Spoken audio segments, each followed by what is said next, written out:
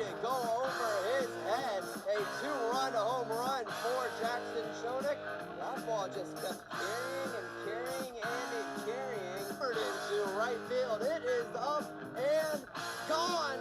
No doubter for Tanner Donati. A go-ahead grand slam, and the Flamingos take the lead. Are you kidding me? You are listening to Florence Flamingo Baseball live on Flamingo Radio, your home of the pink and white. Let's send it down to your voice of the Mingos, Bryan Miller. All right, it is a perfect day for baseball here in Morehead City, North Carolina. 76 degrees, mostly sunny skies. The first away game for the Mingos this season. Just about ready for first pitch. It'll be Jake Richardson leading things off for the Mingos. He is in the batter's box. It'll be Corey Williams, the righty, on the bump for Morehead City. Dealing from the stretch, he winds and delivers. Pitch number one is fouled away behind home plate. It'll begin with an 0-1 count. First pitch coming in at 6:26 Eastern Time here in beautiful Morehead City at Big Rock Stadium, home of Puck O'Neill Field. A stadium that is currently going through some renovations, some construction. The stands behind home plate are completely non-existent right now, just a few small sections behind or beside the first and third base dugouts as the 0-1 is swung on and missed. It'll be an 0-2 count to Jake Richardson. We'll get you the Flamingo batting order right after this pitch as we await from Corey Williams coming from Coldy Beacon University at D2 in Delaware. Go through the Morehead City lineup later as the 0-2 is swung on and missed. A three-pitch strikeout to Richardson to begin today's game. Gives us an opportunity to talk about the Florence Flamingos starting lineup. Let's go through the batting order today. Is brought to you by Seminar Brewing. Is Richardson leading things off. He'll be followed by Will Geary and Tyler Ellis. Charlie Wooten in the cleanup position, followed by Carlos Diaz, Zeke Minnick. It'll be Juan Santos, Nick Foster, and Noah Brum, rounding out the order for the Mingos today. Once again, that is brought to you by Seminar Brewing. As Williams winds and delivers, that one is hit opposite way and will be caught by the third baseman, John Howard, for out number two. Just a weak lined out on pitch number one. 4 pitches in, 2 outs already for the righty, Corey Williams. Once again, the starting batting order for Florence today brought to you by Seminar Brewing. Seminar is open for lunch Tuesday through Sunday. Killer burgers, crisp salads, and deliciously smoked wings, all at Seminar. Stop by today. 3-hole hitter Tyler Ellis from Lindenwood, the second baseman, now due up for the Mingos. Williams delivers. It is swung on and missed for strike number 1. Get you the Morehead City defensive lineup. John Howard at third, just made that last catch. Logan Lau at short. Ronnie Rowley at second, and Jovan Gill at first. Jacob Haynes behind the plate for Morehead City today. As the 0-1 comes in, and another wave and a miss. Williams up early again. He's up 0-2 on the righty Ellis. Outfield going left to right for Morehead City today. Joe Whitaker, Grant Russo, and Ethan Dillon in right. That is your Morehead City defensive lineup, and they are 1 pitch away from a clean 1-2-3 inning. Williams set again from the stretch. Picks up his leg and delivers. He misses that one slightly inside to the righty Ellis for ball number 1.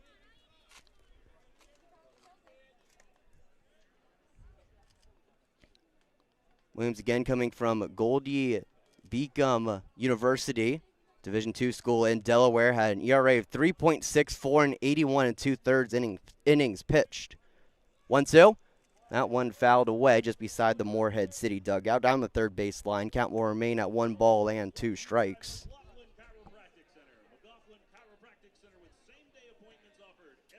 Opponents hit .242 against the righty Williams this past college season. Had a record of 7-3.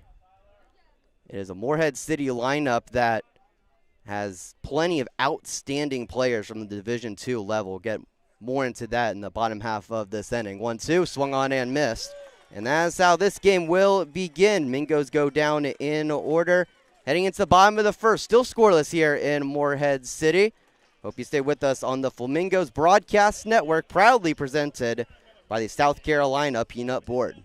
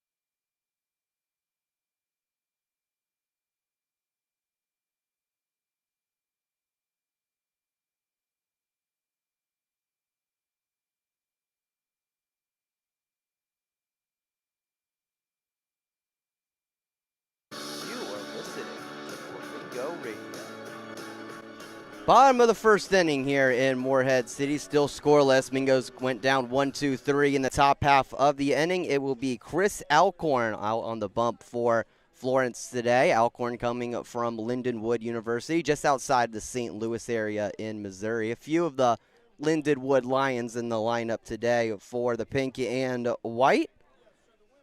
It will be Grant Russo, the center fielder, leading things off for Morehead City. Digging into the batter's box with a very wide stance. Lefty-righty matchup. Pitch number 1 from Alcorn is called for strike number 1. Bring you the Morehead City batting order. It'll be Russo leading things off, followed by Ronnie Rowley and Jovan Gill. As Alcorn is set from the stretch, ready to deliver the 0-1. Here it is. It is fouled away down the right field line. It goes. That will get out of the stadium area for a foul ball. No balls and 2 strikes to the righty Russo. 4, 5, 6 in the Morehead City lineup. Joe Whitaker, Bray Touchstone, and John Howard. And rounding out the order for Morehead City, Jacob Haynes, Logan Lau, and Ethan Dillon. 0-2, that one runs too far inside. 1 ball and 2 strikes to the righty Russo. Russo coming from Bloomsburg University, D2 in Pennsylvania, batted .419 this past college season. Should he get on base, he'll be a threat. He had 36 stolen bases this past year. As the 1-2 is fired in, it is lifted down the right field line and will wind up in foul territory. In front of the Flamingos bullpen, just out of reach of the right fielder Noah Brum.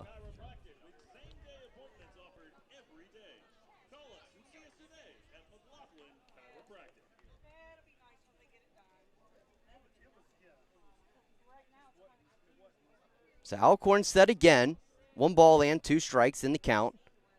First batter of the half inning. Here's the 1-2. That one runs too far inside. It will get the front leg of Russo. He will hustle down to first base, and the leadoff man is on for the Marlins.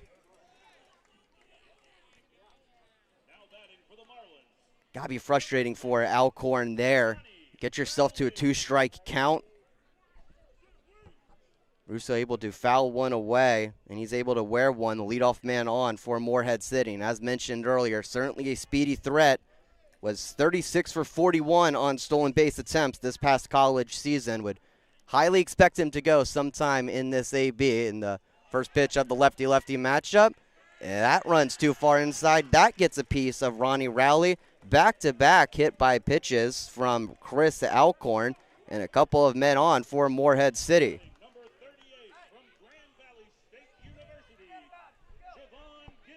So what looked like a promising start for Chris Alcorn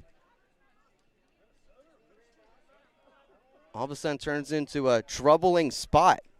Runners on second and first. Russo at second and Rowley at first. The 3-hole hitter up now for Morehead City is Jovan Gill. He takes a first pitch strike and will begin with a 0-1 count.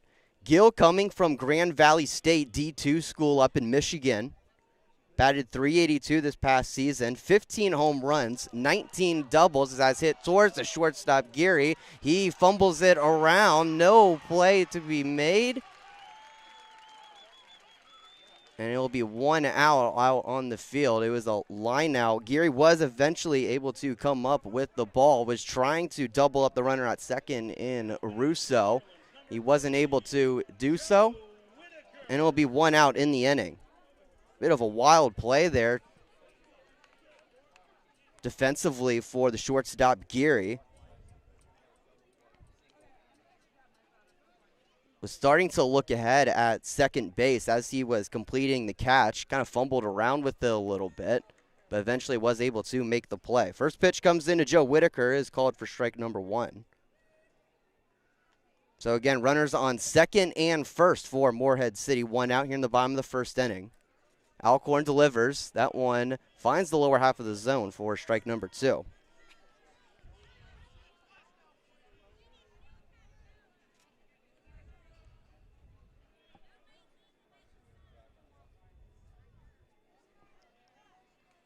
Whitaker coming from Belmont Abbey, D2 in North Carolina. That one runs too far upstairs. Santos potentially looking to backpick the runner at first, Rowley. But no throw from the catcher. Get you the Flamingo defensive lineup after this next pitch. 1-2 about to come in. Alcorn set, peeks at second, now focuses home. Looks at second again. Large jump at the bag for Russo as that is lifted into right field. It will be caught by Brum. He will fire it in for the out.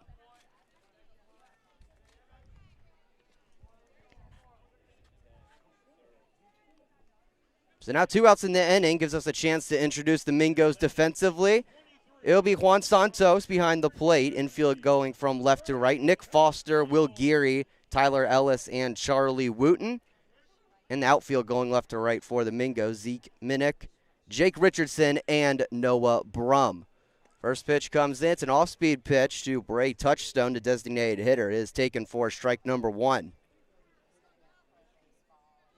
So Alcorn now a pitch away from potentially getting out of this mini jam. A large secondary lead at Russo at second. The pitch taken for a ball. No throw from the catcher Santos. He faked it.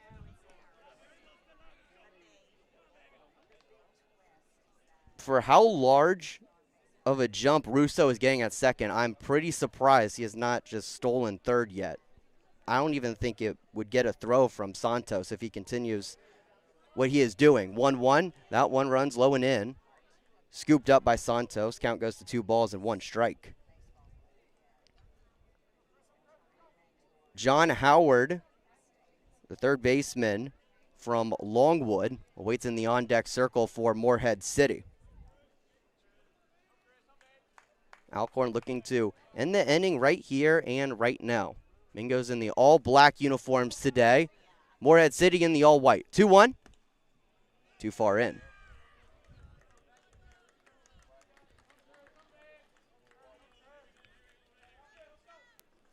So 3 balls and 1 strike to the righty Townsend. Batted .331 this past year at Gulf Coast State. Will be transferring to Samford next season. 3-1. Too far in again. He walked him.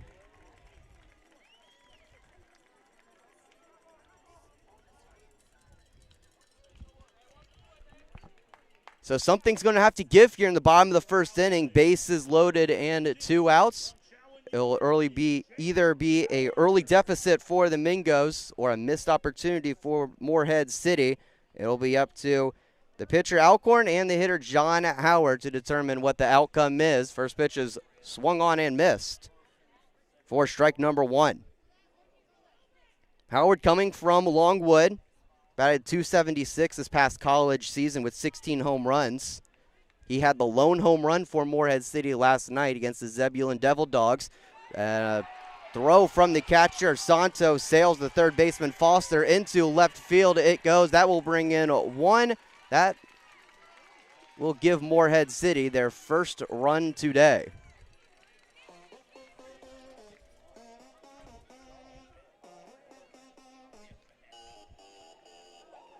The pitch was a ball, not particularly close to the zone.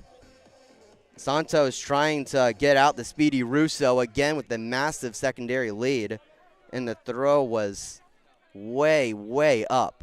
1-1. That went upstairs for ball 2. You could have gotten Victor Wembayama as your third baseman, and I don't think he would have had a chance of catching that throw from Santos. It was that far up. 2-1.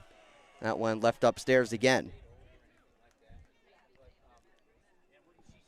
So now runners on second and third for Morehead City. Up to a 1-0 lead. Rally at third and Touchstone at second. Alcorn going to have to find the zone here, down 3-1. He delivers, and it's fouled straight back. The count will run full.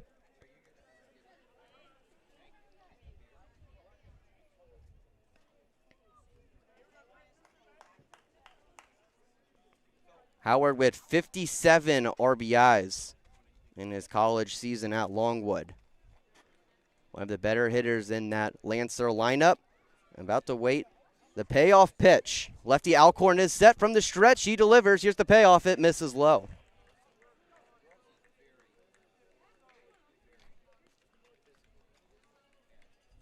Blocked up by Santos. At least I thought that was the payoff pitch. It is now a full count. Must have missed a pitch in there. Apologies for that. So now a 3-2 count in this lefty-righty matchup. Another opportunity for Alcorn. It's fired in. It misses low. That time, Howard was walked. So he'll make his way towards first. Once again, bases loaded and 2 outs for Morehead City. Now Jacob Haynes, the catcher, will dig in for the Fish. Haynes coming from Seton Hill in Pennsylvania. Batted .335 this past college season with 15 home runs, 53 runs batted in. Alcorn delivers the first pitch. It's left high for ball number 1. I'd say pretty well-attended game here at Big Rock Stadium. Obviously, capacity a little lower due to the ongoing construction. 1-0, that one a hit towards the right side of the infield. That will get through. 1 run will score. Touchdown being waved around. The throw is cut off. He will score a 2 RBI single for Jacob Haynes, and Morehead City out to a 3-0 lead.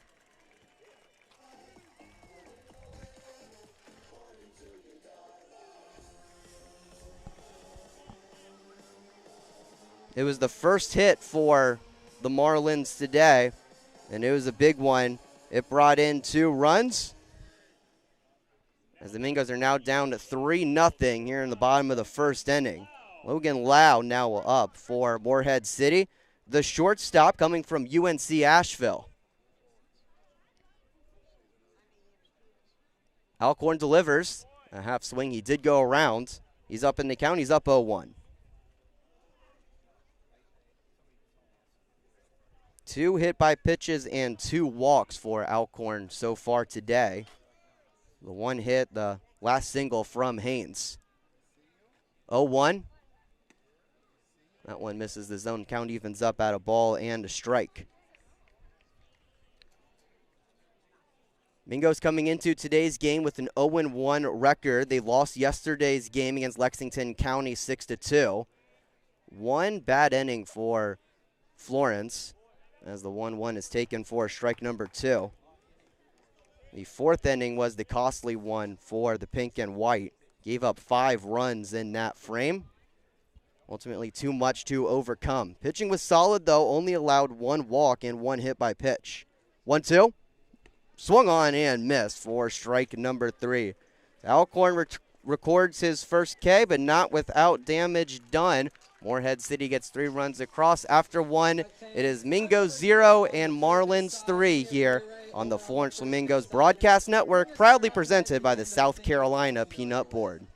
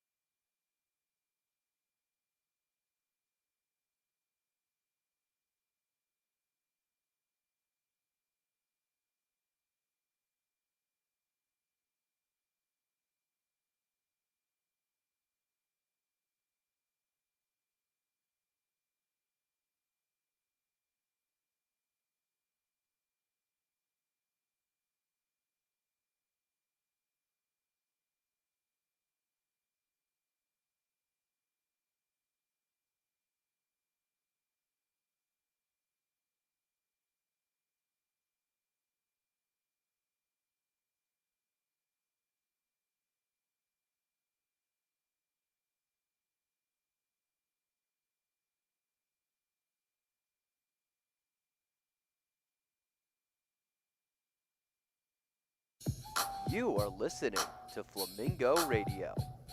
All right, top of the second inning here from Morehead City. Mingos down 3-0. It will be Wooten, Diaz, and Minnick due up for the pink and white. Williams remaining in to pitch for Morehead City. First one fired in. It misses the zone for ball number 1.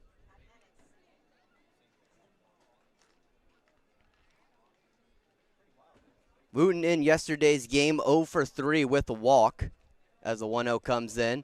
It is taken for strike number 1. Not a ton of offensive output from the Flamingos yesterday in their opening game against the Lexington County Blowfish. The very first at-bat of the season resulted in a solo home run from Jake Richardson. As the 1-1 comes in from Williams, it's swung on and missed. 1 ball and 2 strikes to the lefty Wooten. So after the promising start and the spark that Richardson provided, not much going from there. Only had 2 base runners the next 3 innings, both of which came via hit by pitch. As the 1-2 comes in, it rifles into the Morehead City dugout towards the end, closer towards home plate. Luckily, no one was in the area and everyone was able to get out of the way. Count will remain at 1-2. You can see Woon a little behind on that pitch. See if he can catch up to it here. Once again, down 1-2. Williams again from the stretch. Picks up his left leg and delivers a swing and a miss. Another strikeout. Williams up to 3 strikeouts already. 3 of his 4 outs today. And that'll bring up Carlos Diaz, the designated hitter. Diaz making his season debut for the Mingos. Did not see him in yesterday's game against Lexington County. Diaz coming from Western Carolina. He looks at first pitch strike, and that's how his first AB will begin.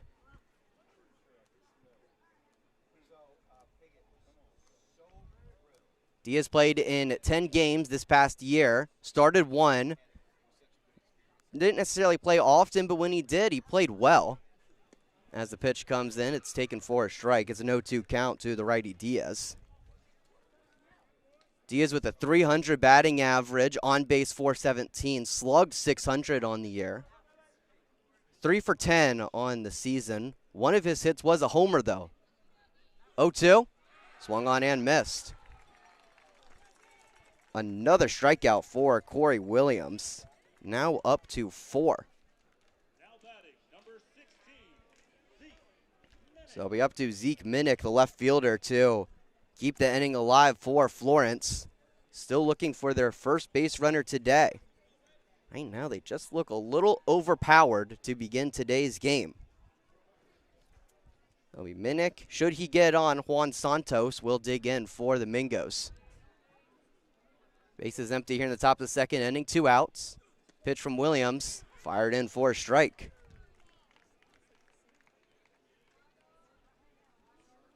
It hasn't been anything too fancy from the righty Williams.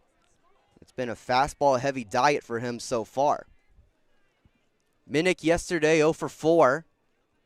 Looking for his first hit of the season, as that one is lifted towards the right side of the field. Gill, the first baseman, will make the catch. A step or 2 in front of the netting. Down the first base line, just beyond the infield. And that is how the top of the second will end. Mingos go down in order heading into the bottom of the second inning. They are still down 3-0 on the Florence Flamingos Broadcast Network, proudly presented by the South Carolina Peanut Board.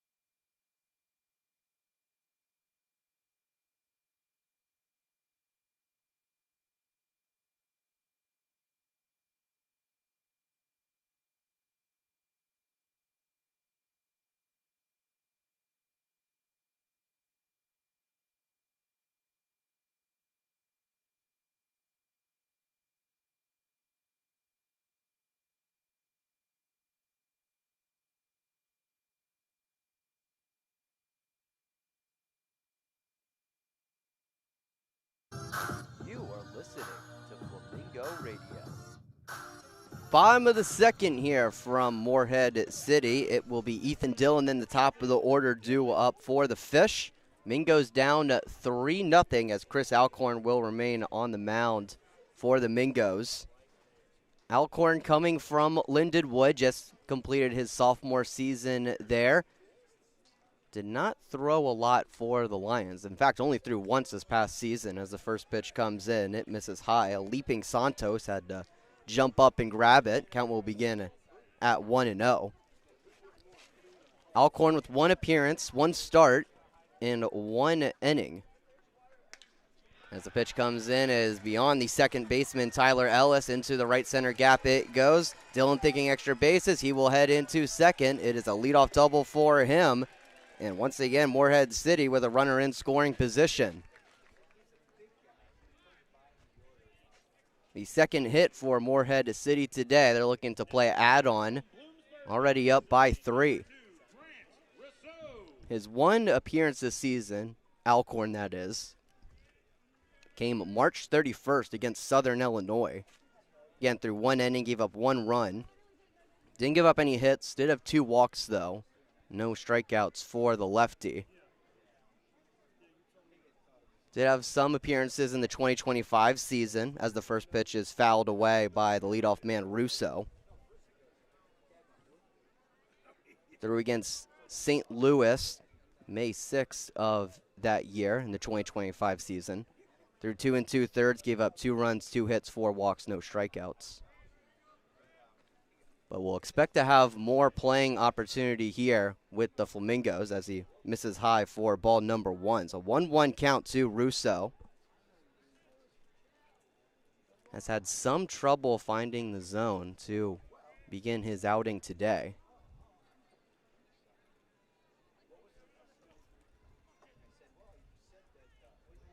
And especially with a runner on.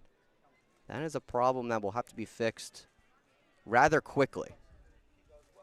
He peeks at second, now goes home, the 1-1. Swung on and missed.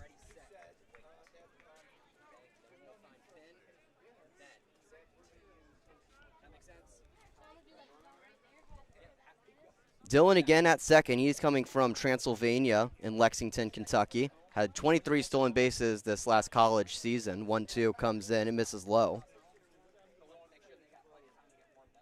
And, of course, no secret, the leadoff man, Russo, a speedy threat.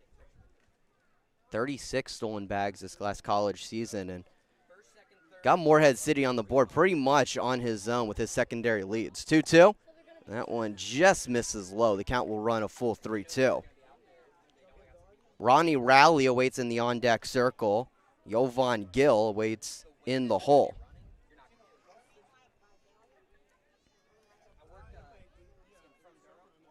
Only through 1 full inning so far as the payoff pitch comes in from Alcorn. It is lifted up. That's not going to get out of the infield. Geary, the shortstop, is under it. He will make the grab right in front of second base. And that'll bring us to 1 out in the inning. And now 1 1/3 in for Alcorn. Only 3 Marlins have not reached base so far. As Gill, who is currently on deck, Whitaker, who is in the hole, and Logan Lau, the 8-hole hitter. Alcorn set. He winds and deals. The first pitch to the lefty, Rowley, misses low and inside for ball number 1. Rowley hit by a pitch his first time up. The very first pitch that he saw today. 1-0. Runner goes from second. Throw down from Santos is in time. A nice throw from Santos. He catches Dillon at third, and that brings us to 2 outs in the inning.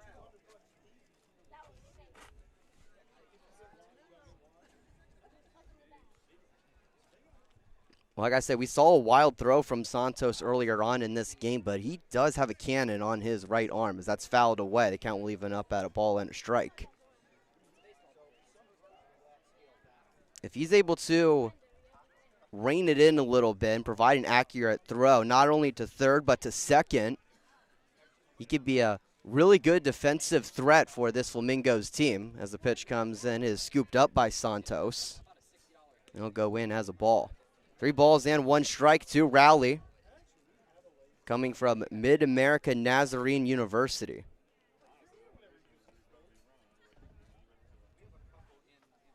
Alcorn set, the 3-1. It's taken for strike number 2.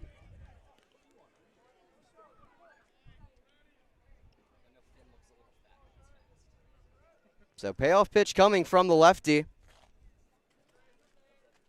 Mingo's looking for their first clean defensive inning today. Here's the payoff. It is upstairs for ball number 4. Rowley will make his way towards first. Another base runner for Morehead City. Although for Florence, you're still 1 out and 1 pitch away from getting out of it. Need to hang a bagel on the scoreboard as you're already down by 3. Jovan Gill is standing in the way of that, though. He is 0 for 1 today. He lined out to the shortstop, Geary. As the first pitch to him comes in and misses the zone. Gill coming from Grand Valley State. 90 runs batted in this past college season. Runner goes from first.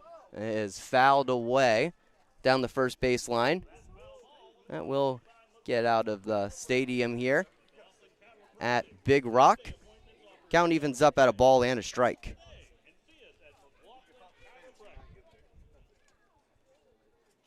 Those 90 runs batted in, the 4th most in Division II baseball this season. And the most in their conference. 1-1, swung on and missed. That one was way upstairs. That certainly would have been ball 2, but Gill could not resist.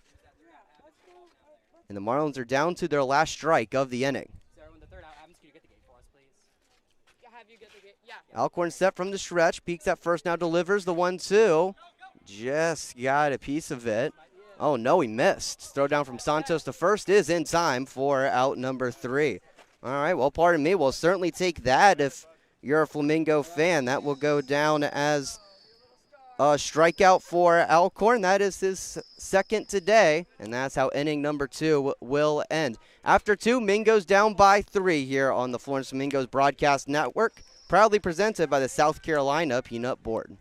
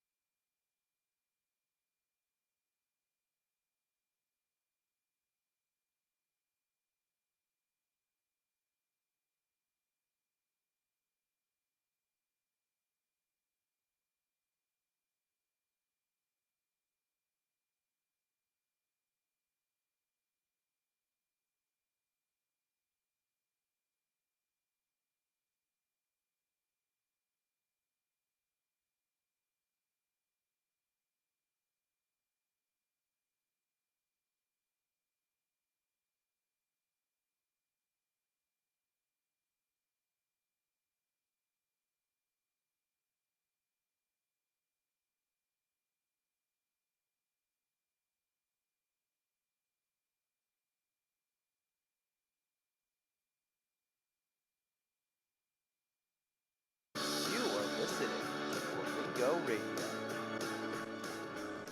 7, 8, 9 due up for Florence this inning. It will be Santos, Foster, and Brum. It is Corey Williams once again on the bump for Morehead City. He has been perfect so far. He has not allowed a base runner. He's only thrown 21 pitches, and 18 of them have been strikes. You really can't ask for much more if you're Morehead City head coach Sam Carroll or a Morehead City fan. From the stretch, he delivers, and he misses. Just his 4th ball today. The first 2, Santos, and he'll begin with a 1-0 count. That's the first time that has happened today, where Williams has missed the strike zone on the first pitch of an at-bat. See if Santos can capitalize on it. 1-0. That one misses the zone. A smidge outside. 2 balls and no strikes.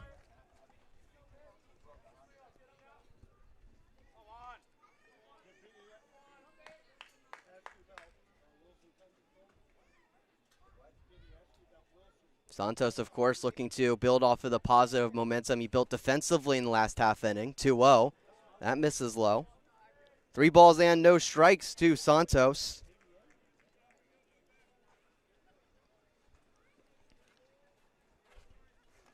Caught a runner stealing last half inning. It was Ethan Dillon, now looking to get on base himself.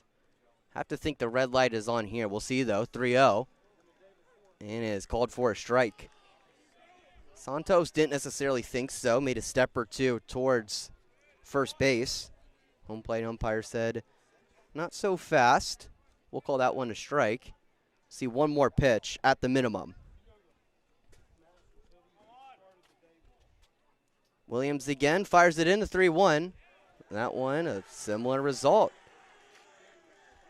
Again, he found the zone. Santos didn't necessarily think so. Made a step or two down the first base line. And once again, the home plate umpire said, we'll see you for one more pitch. Some of the Morehead City crowd starting to get into it as well. It's a payoff pitch coming from Williams. Here it is. And it's fouled straight back.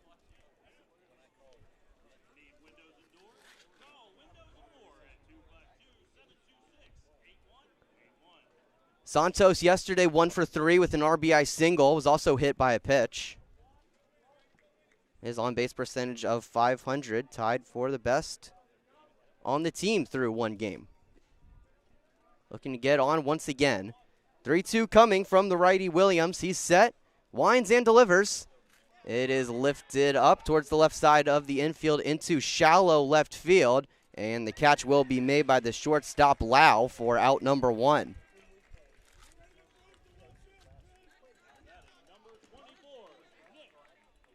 So down 3-0, Williams able to fight back, bring the count full. He's able to get Santos out.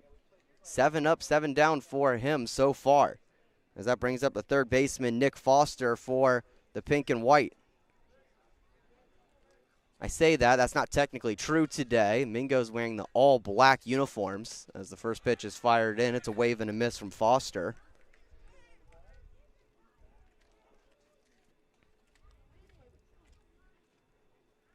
Foster in yesterday's game 0 for 3 with the walk.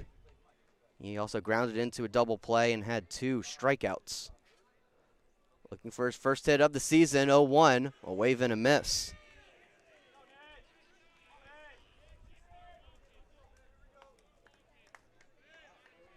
Noah Brum will await in the on-deck circle. He's looking to hit with a man on. Foster down to his last strike, though. Mr. Flamingo from Hartsville, South Carolina, his 3rd season with the team. 0-2. Runs high and inside for a ball.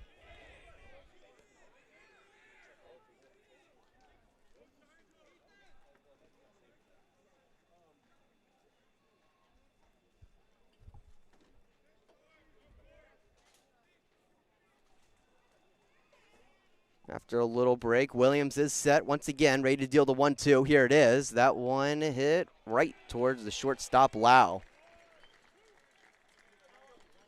Not tremendously hard hit ball from Foster, but well enough hit that if it was hit up the middle of the field right over second base, that would have very likely gotten through. But that was not meant to be on that last pitch. Goes right into the glove of Lau. And it is 2 up, 2 down in the inning. Noah Brum, the right fielder, will dig in for the Mingos. First pitch to him is swung on and missed. Noah Brum, the brother of Mingos head coach Eli Brum, just completed his first year at Taft College in California. Did not see any playing time after suffering a torn oblique as the 0-1 misses low. So an opportunity for Noah to get some more playing time, I should say. Get some more reps in. Against some high-level competition. Williams has certainly provided that today. 1-1. That one misses outside for ball 2.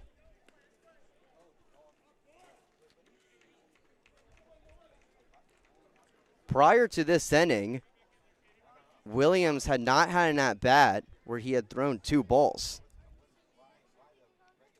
And he has now done so twice in the inning. 2-1. That one hit towards the right or left side of the infield. Running in is the third baseman, Howard. He will glove it and make a running throw to the first baseman, Gill. It is in time for out number 3. So no strikeouts for the Mingos that inning, but they go down in order. Heading into the bottom of the third, they remain down 3-0 on the Florence Flamingos Broadcast Network. Proudly presented by the South Carolina Peanut Board. Stay with us.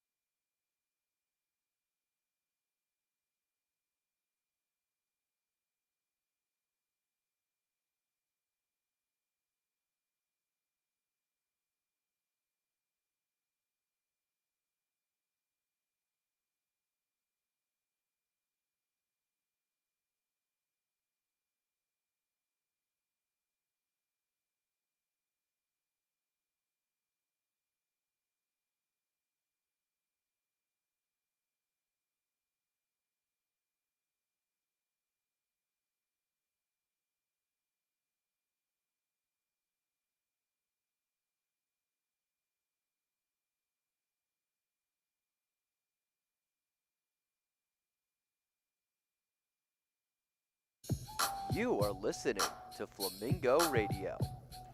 Bottom of the third and a new arm in for the Mingos. It is the righty Kane Braxton from Christian Brothers University. Just completed his junior season there.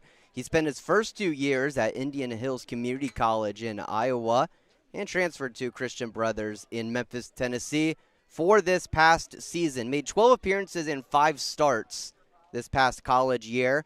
Through 45 innings, had an ERA of 8.00 on the dot. And a 1-6 record, gave up 49 runs, all but 9 were earned. 67 hits, 35 walks, 31 strikeouts for him this past season. He will face Whitaker, Touchstone, and Howard in the Morehead City lineup. First pitch to Whitaker is dribbled down the third base line and will begin with a 0-1 count.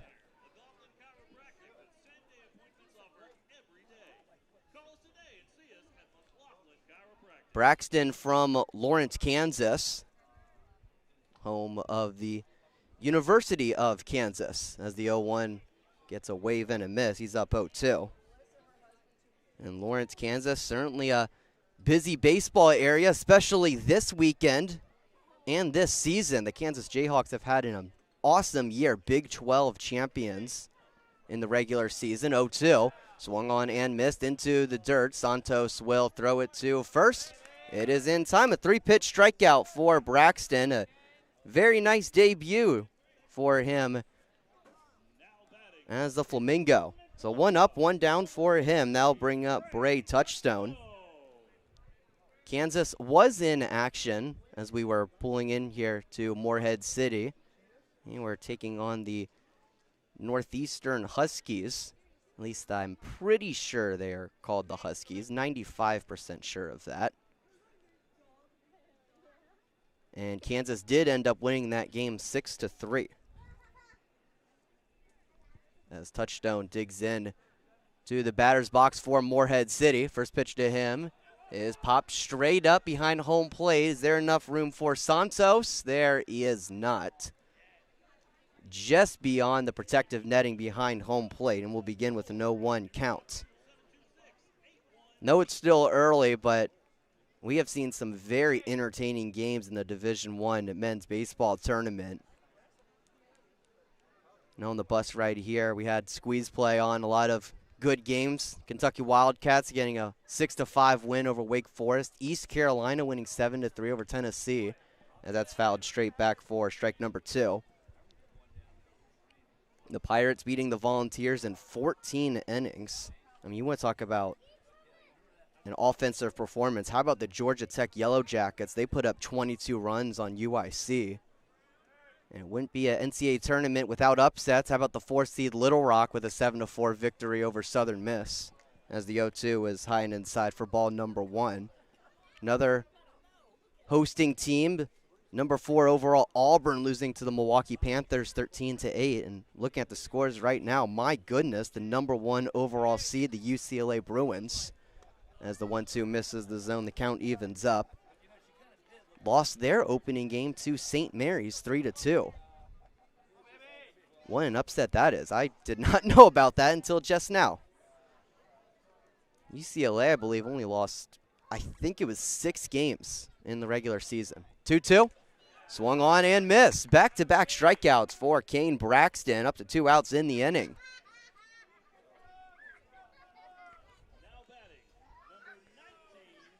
Braxton providing some much-needed relief for the Mingos. He's an out away from a 1-2-3 frame. The first for the Mingos today, should they get it. And it would be their second this season. They had one 1-2-3 inning yesterday as the first pitch comes into the third baseman Howard. It is called for strike number 1.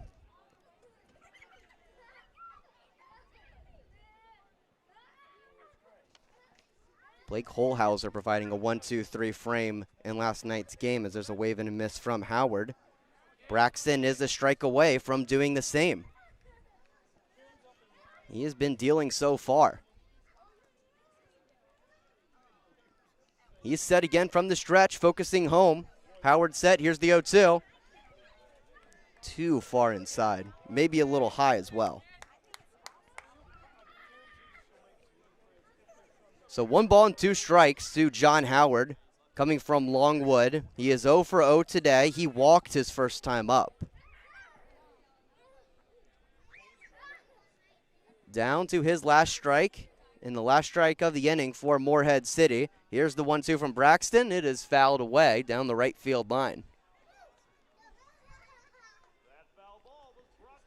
Believe that got out of the stadium as well. There's not a ton of space in between the playing field and the end of the stadium. I guess the concourse, you could say, not very wide right now. 1-2, a wave and a miss. Kane Braxton, how about it, young man? He strikes out the side. After 3, Mingos remain down 3-0 on the Florence Flamingos Broadcast Network, proudly presented by the South Carolina Peanut Board.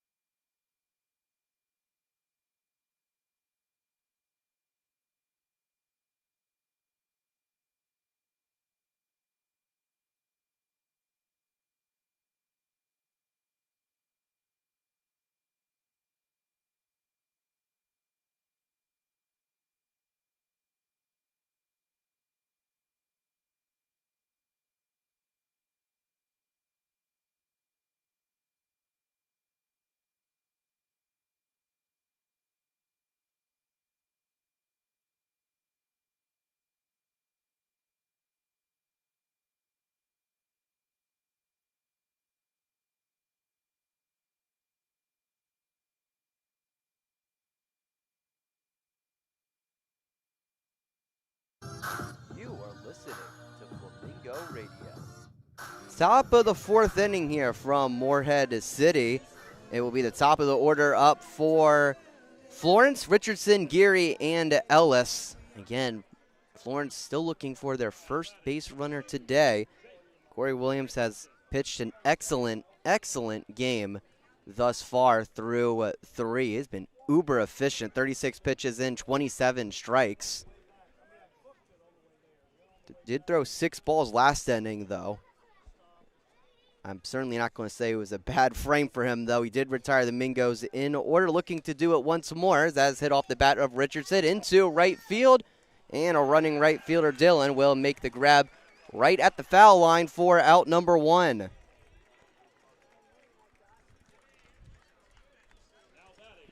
Richardson able to make decent contact, try to put a charge into it. It was a nice play by Dylan out in right field. He's able to make the grab right as his left foot was touching the right field line. About 35 feet or so in front of the warning track. As the first pitch comes in to Geary, it misses the zone for ball 1. Geary 0 for 1 today. He lined out to the third baseman Howard his first time up. Righty on lefty matchup here for the Mingos. Here's the pitch. It runs inside for ball 2. Geary also making his Flamingo debut. Him, Diaz, and Brum not appearing in yesterday's game. And Geary, certainly one of the headliners in this Flamingo roster, at least to start the season. As the pitch comes in, it misses the zone. 3 balls and no strikes to the lefty. Geary just completed his freshman year at Lindenwood, and it was an outstanding one. Was named the Ohio Valley Conference Freshman of the Year. Batted .316 for the Lions. On base .409, slugged .453, as that's high and away. He will walk and make his way towards first. First base runner for Florence today. And we'll see what the Mingos can do with it. Geary is certainly a threat on the base paths. Was 27 for 34 on stolen base attempts this past college season. And last summer season, I should say, with the O'Fallon Hoots of the Prospect League, he had 22 stolen bags. As the first pitch comes in to another Lindenwood Lion, Tyler Ellis, it misses the zone. It'll be a 1-0 count to him. Mingos do not have any stolen bases so far this season. They haven't had any attempts and, frankly, have not had many opportunities to steal. 1-0. And that will be fouled away right over the Flamingo dugout as it short hops the fence that ends the stadium right next to the Kona ice truck and right behind me. Today we are set up down the first base line just beyond the Flamingo dugout. 1-1 coming from Williams. Here it is. It misses low for ball number 2. That is one thing I certainly appreciate about this league. A lot of people might disagree, but you certainly get a lot of vantage points of a baseball diamond, at least broadcasting-wise, in some of the different ballparks throughout this league. And as that pitch comes in for a strike, it'll be 2 balls and 2 strikes to the righty Ellis. The nice thing about my view right now is that I am right on line with the first base bag. So should there be a bang-bang play there, I'm not sure if anyone besides me and the first base umpire will have a better view. 2-2. That one misses low and inside to the righty. The count will run full to Tyler Ellis.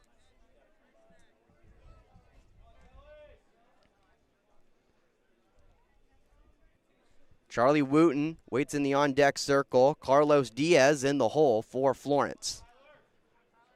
Mingos looking to get a couple men on, looking to get the tying run up. Payoff pitch. Swung on and tipped away.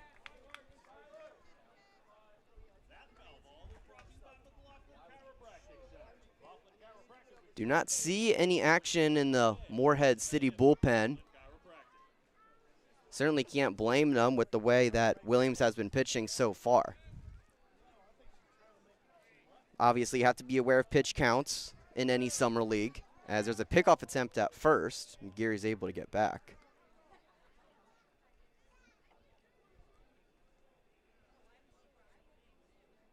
but I would imagine for head coach Sam Carroll, he will go as long as Williams takes him. 3-2 coming. He is set and deals. It missed. Payoff pitch missed a little downstairs. Back-to-back walks for Corey Williams. Couple runners on for the Mingos, and the tying run is up in the form of Charlie Wooten.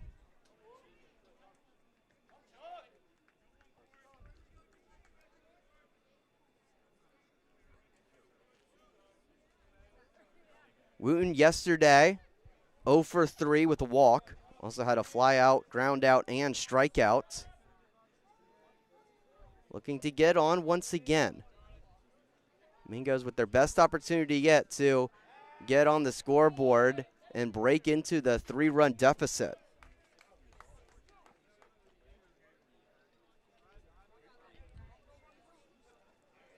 And the closer and closer they get to opening the Morehead City bullpen door, the better their chances are of winning this game, as that is low. Gets by the catcher, Haynes, and runners will move up 90 feet. So a couple runners in scoring position now for Florence.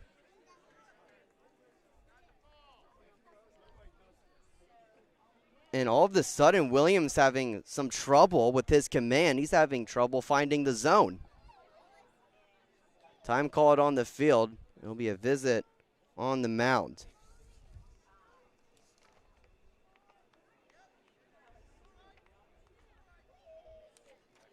Believe it is the Morehead City pitching coach, Gabe Tottenhausen. Comes from Kansas City, Missouri. That's where he's from and where he currently resides. Alma mater is Metropolitan Community College in Missouri. His 5th year as a pitching coach. His first season in Morehead. Head coach Sam Carroll, no stranger to this stadium, to this league, especially this team. It is his 6th season as the head man at Morehead. 7th year in general. Also from Missouri, from St. Louis. That's where he lives right now. And graduated from Missouri State. A Missouri State Bear. It's another team that is currently in the NCAA tournament. They'll be playing Arkansas right now, I think. Check on that after this next pitch. 1-0 coming to Charlie Wooten. He delivers, and it's fouled away over the stands down the third baseline beside the Morehead City dugout. The count evens up at a ball and a strike. And indeed, Missouri State is playing right now. Bottom of the 4th inning, they are up 3-0 over the Arkansas Razorbacks. I'm sure there might be some listeners out there that are interested in that game. 1-1. That's called for strike 2.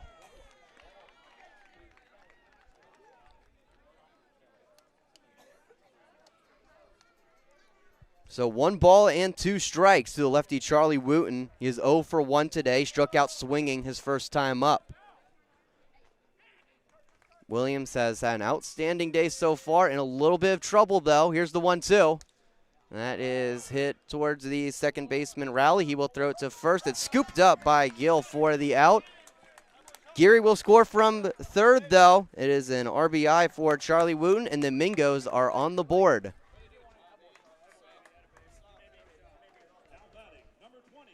Ellis also able to move up 90 feet. He will settle in at third base.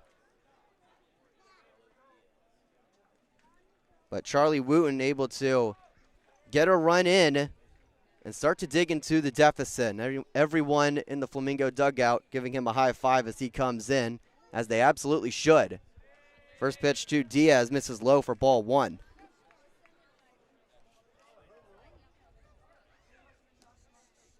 A game like this that is trending towards a lower scoring game, any way you can get on and any way you can advance 90 feet, as that's fouled straight back,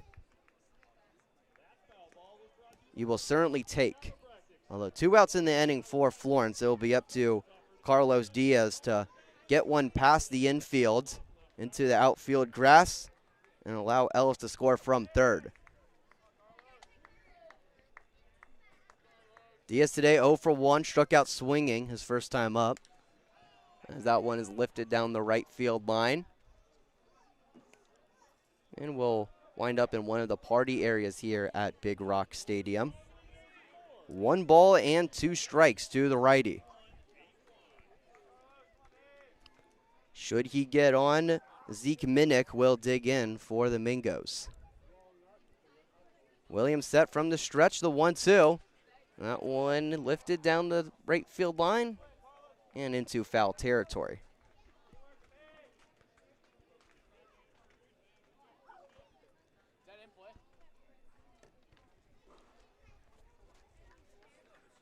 So count once again, 1 ball and 2 strikes to Diaz.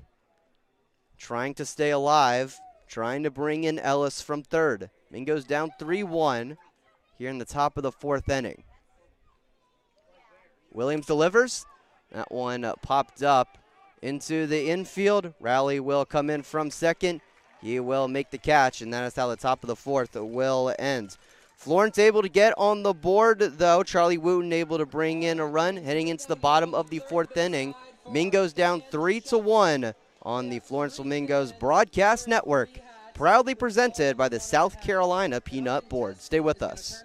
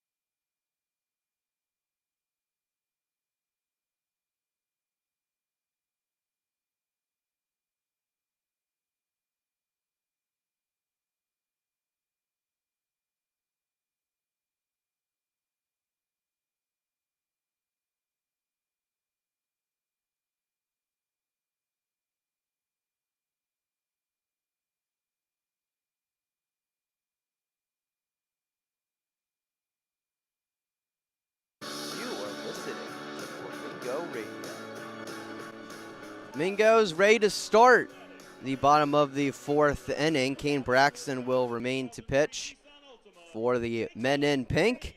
He'll be facing 7, 8, 9 in the Morehead City lineup. Haynes, Lau, and Dillon. Thank you so much for joining us on this Friday evening, the first away game for the Mingos this season. We are honored and lucky to ideally bring you every single away game this season, as I swung on and missed from Haynes. It'll be an 0-1 start to his at-bat. Hope to bring you every CPL game this season for your Flamingos, both home and away. We are 2 for 2 so far, so that's good, as that's low and away for ball number 1. We will be back in action tomorrow night at home, taking on the Ashboro Zookeepers. First pitch, again, that is a week from today, as that is hit towards the second baseman, Ellis. He caught it on a fly. Yes, he did. 2 up, 2 down in the inning. Even if Ellis didn't catch it on a fly, it would have been a really, really short hop. And there would have been more than enough time for him to collect himself and throw it to the first baseman, Wooten, to get out Lau. As speedy as he is, he would not have been able to beat that out. But it was a moot point. He caught it on a fly. And it is a 2-up, 2-down inning for Braxton so far. He has faced 5 Marlin batters. He has retired all 5 of them. 4 straight strikeouts in that last line out to the second baseman Ellis. There's a wave and a miss from Ethan Dillon to begin his at-bat. Dillon 1 for 1 today, doubled his last time up. Was later caught stealing at third, though. That was back in the second inning. 0-1, that one fouled away. No balls and 2 strikes. Braxton a strike away from another clean frame. So far, through an inning and 2/3, he has certainly done his part in trying to get Florence back into this game. Down 3-1 here in the bottom of the 4th inning. 0-1. Or 0-2, I should say. Swung on and missed. A 3-pitch strikeout for Kane Braxton. My goodness, he's up to 5 Ks today. Back-to-back 1, 2, 3 innings for him. After 4, Mingos down 3-1 on the Florence Flamingos Broadcast Network. Proudly presented by the South Carolina Peanut Board. Stay with us.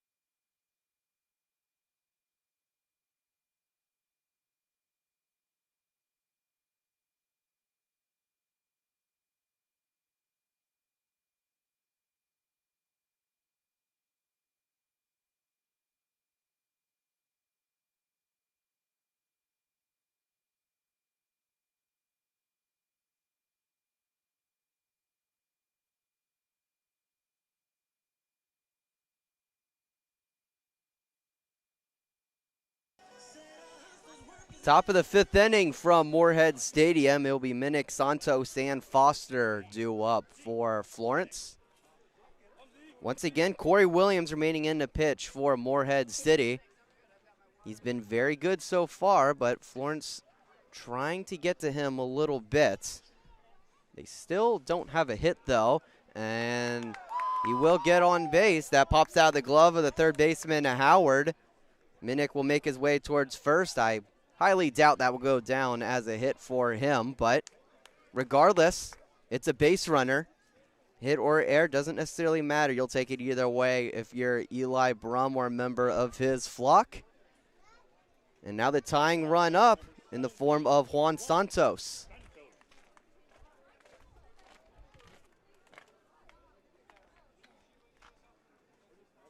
Still no official ruling yet on the scoring of that last play, but I'd find it highly likely that goes down as an error, and that runs inside and gets a piece of Santos.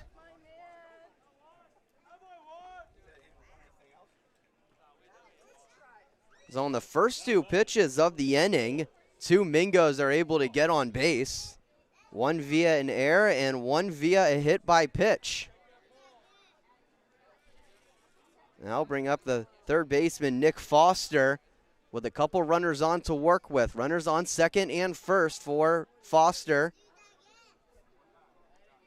Mr. Flamingo, his 3rd season with the team. We'll see if this is a sack bunt situation or if he will swing away with a couple runners on. He will swing away and get just a piece. It dribbles away beyond home plate. Count goes to no balls and 1 strike. So the official ruling on that was a hit for Minnick. Was not an error on the third baseman, Howard. So Florence now up to 1 hit today. Took the 5th inning to get it, but they did eventually get there. So we can officially say the no-hitter is over. If you're a believer in the announcer's jinx. I'm personally not, but to each their own. 0-1. That one lifted into the outfield. Russo in center charging in. He will make the grab for out number 1. Way too shallow for either runner to tag up. They will remain at second and first. We are up to 1 out in the inning. Totals for each squad so far. Florence with 1 run off of 1 hit and 1 error. Morehead City with 3 runs, just 2 hits, and no errors. Gotta say, Flamingo pitching so far this season has been excellent. Again, runners on second and first. Noah Brum, the right fielder, now up. First pitch to him, called for a strike. Brum is 0 for 1 today. He grounded out to the third baseman, Howard, his first time up. That was back in the third. That ended the top of the third. 0-1 count to him. 1 out. Runners on second and first. Here's the pitch. It's fouled above the Flamingo dugout. Trending towards the fence that separates the end of the stadium. And it'll be an 0-2 count to him.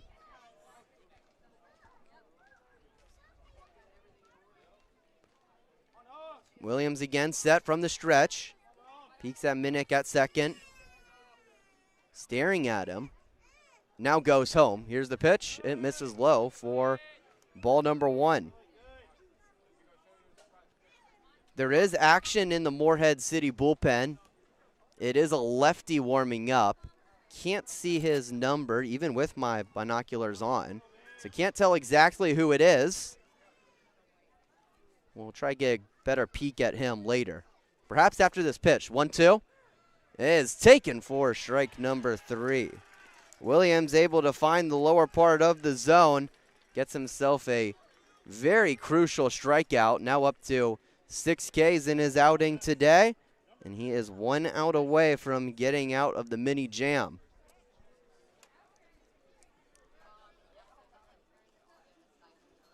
Yeah, the lefty in their bullpen is done throwing. He's just standing there looking at the field. Ball in hand, ready to go, as the leadoff man, Richardson, is ready to dig in for the Mingos. First pitch to him. Hit into the outfield, into the left center gap. It will drop. Minnick being waved around. He will score. Santos getting the wave around from first. The relay throw is not in time. This game is tied up. Jake Richardson stepping up again, a 2 RBI double. This game is tied 3-3.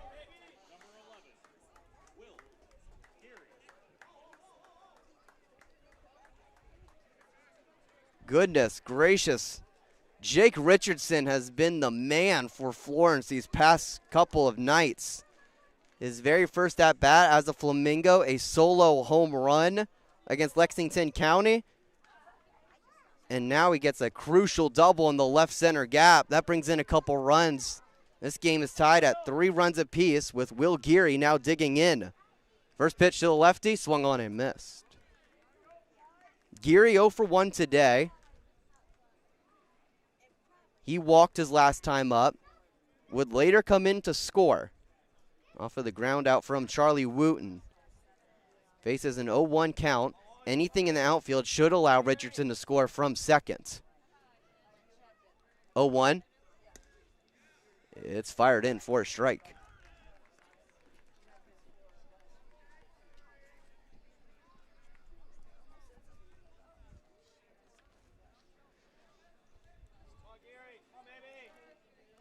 Geary going to have to fight. He's down to his last strike. Looking to give Florence their first lead of the game, potentially. 0-2. Called for strike 3. It was a breaking ball from Williams. It froze up Geary, and that will send him back into the dugout. But Florence able to get back into this game. A 2 RBI double from Jake Richardson has this game tied at 3 runs apiece heading into the bottom of the 5th inning. We'll be right back on the Florence Flamingos Broadcast Network, proudly presented by the South Carolina Peanut Board.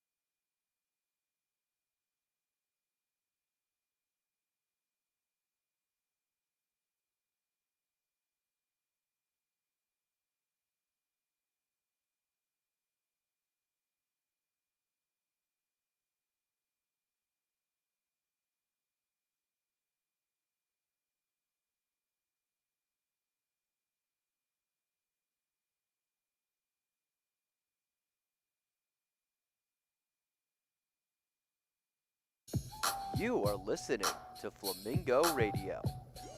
Well, it's a tied game right now in the bottom of the 5th inning. Mingos 3, Marlins 3. A 2 RBI double from Jake Richardson. A big-time hit in the top half of the inning.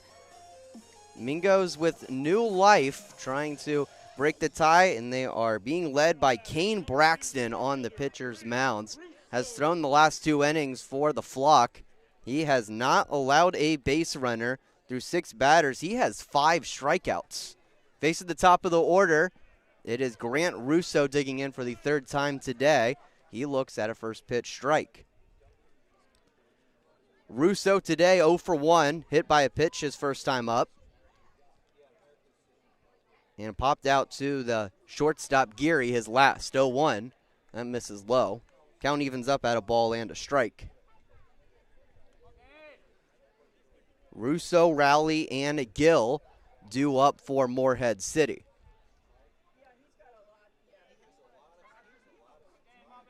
With a score of 3-3, as the 1-1 comes in, it gets past the catcher Santos for a ball. You may not necessarily call it a pitcher's duel, but that has been the case today. Just 2 hits for each squad so far. And 1 error in the game. That came from Florence. It came from the catcher Santos that brought in a run for the Marlins. 2-1. That one misses high for ball 3. In a game like this, a defensive miscue or an outstanding defensive play can certainly play a major role in the outcome of this contest. 3-1. That finds the zone. Finds the upper half and will bring this count full. It's the first at bat for Braxton that resulted in a 3-ball count. He's looking to fire home a strike here on the payoff to the leadoff man, Russo. Here it is. It is hit into the outfield. That will get down into left field. An opposite way 2-strike single for Grant Russo. Leadoff man on for Morehead City.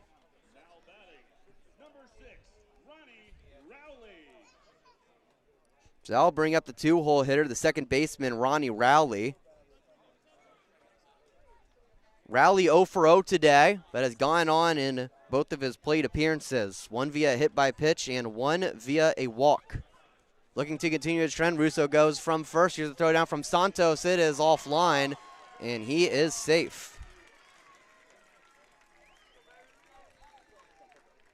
The pitch was high. It was a ball. So it'll be a 1-0 count to Mr. Rowley. And he'll have a runner in scoring position to work with. And not just any runner, it's the speedy Russo. His speed has given Morehead City a run already today back in the 1st inning. That caused an errant throw from the catcher Santos. Has a big lead at second. The pitch comes in, it's fouled straight back. 1 ball and 1 strike to the lefty Rowley.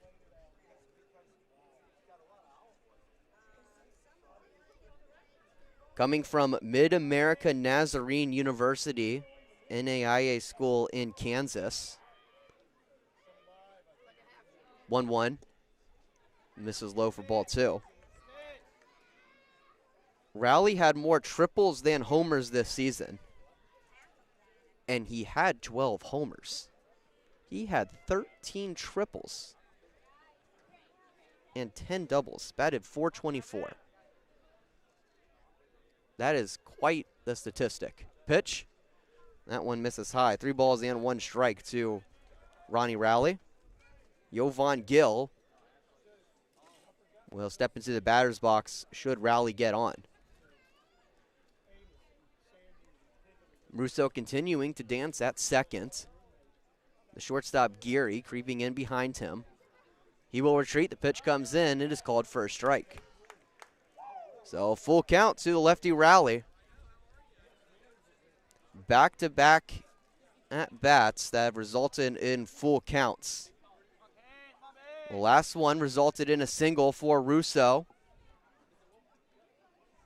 Braxton looking to change the tides. Here's the payoff. That one misses Locust past the catcher Santos. Russo, a wide turn at third, but he will remain at third base. So now runners on the corners for Morehead City. Man, I thought for a second Russo was going to try to round third and try to head home. Tried to steal home from second base. He's speedy enough, he could pull it off. It's just, at this point in the game with no outs in the inning, is that worth trying? In my mind, I don't think so. And in Russo's mind, I think he thought the same. So Jovan Gill now digging in. First pitch to him, outside for a ball.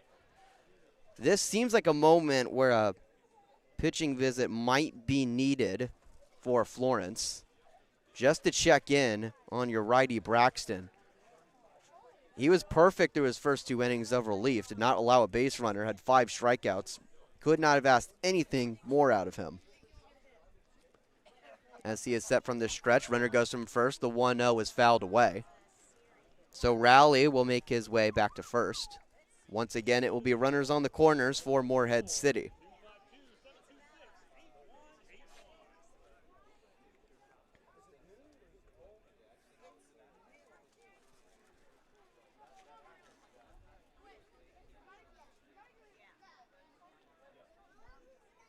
Braxton in a little bit of trouble. Here's the 1-1. That one misses. High, maybe outside as well. 2 balls and 1 strike to the lefty Gill.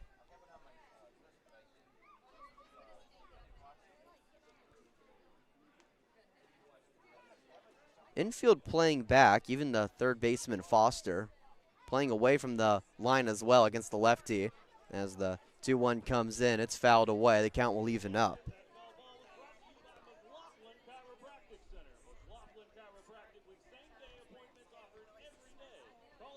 Middle infield, the Lindenwood boys, Geary and Ellis, pinched together. You would think anything hit towards either of them, they'll try to go for the double play and concede the run. 2-2. Runner goes from first. Throw down from Santos is in time for out number 1. Russo remained at third. He did not try to steal home. And that is a crucial, crucial out for Florence. Pitch was a ball, it was just a little upstairs, so it was not a strike him out, throw him out type of play.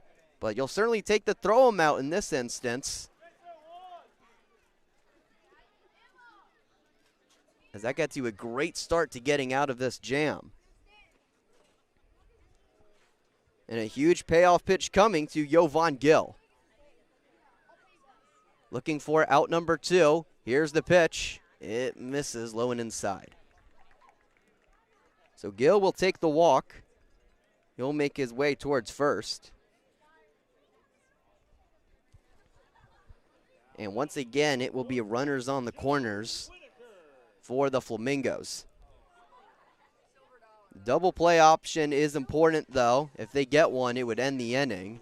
And the pitching coach, Drew Holcomb, will emerge from the Flamingo dugout to have a chat with his pitcher, Braxton, and the rest of the Flamingo infield will join the meeting.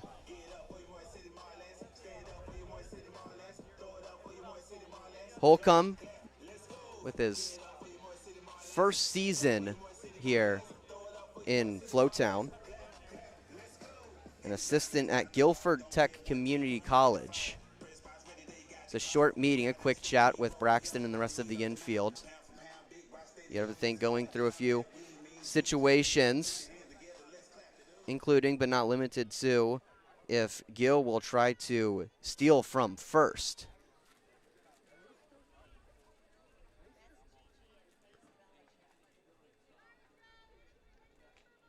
Gill, bigger guy, does not have a big lead up first. I would not expect a stolen base opportunity from him here, or at least an attempt, as the first pitch to Whitaker is fouled away for strike number 1.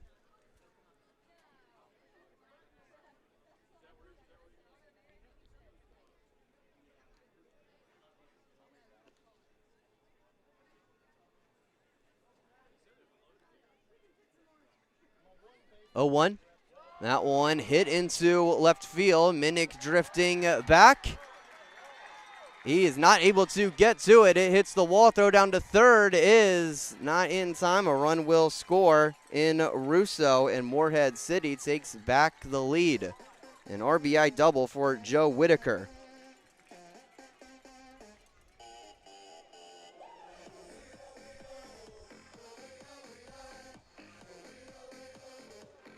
It was a hard hit ball off of his bat, heading right into the left field area, right above the head of Minnick. Was not able to get to it. It hit the wall, and Whitaker was easily able to advance to second. That's the good thing there for Florence, is that it was Gill at first, as the first pitch is fouled away by Bray Touchstone.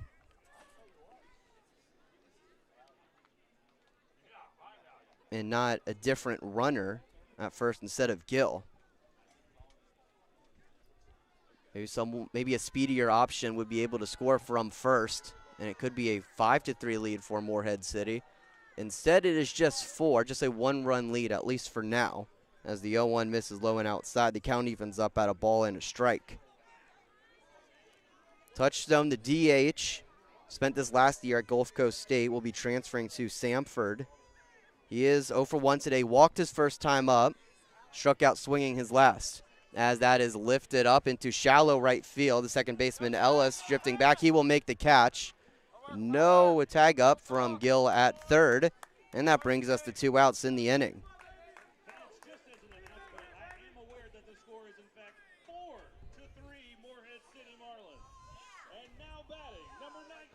So that'll bring up the third baseman, John Howard, with runners on second and third. 2 outs in the inning. Morehead City up 4-3.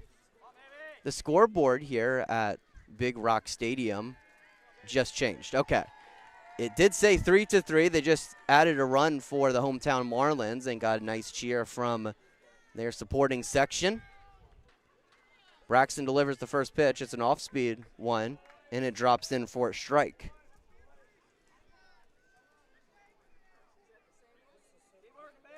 I don't want to rip on anyone too much here, because there are certainly a lot of moving parts. I can certainly understand why that'd be the case, as there's a wave and a miss for strike number 2. I don't want to make it sound like I'm complaining. I am not. But some of the scoreboard decisions and scoring changes have been a little slow on the scoreboard here at Big Rock Stadium. But at the end of the day, that's why you keep your own book, as that's blocked up by Santos. Count goes to 1-2.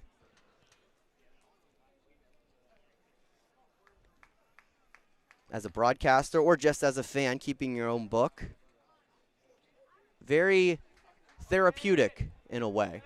Maybe that's just me, but I know some other people probably feel that way. Definitely keeps you locked in on the game, that's for sure. 1-2. Left tie. So 2 balls and 2 strikes to John Howard. Coming from Longwood, looking to bring a couple runners home. Gill at third and Whitaker at second. Braxton looking to get out of it. Looking to keep it a 1-run inning. Here's the pitch. It misses outside for ball number 3. So it will be a full count to Howard. 2 outs in the inning.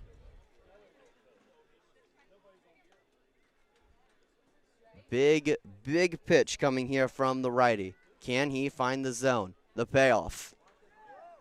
He just misses. So the second walk for Howard today. The bases will be loaded full of Marlins.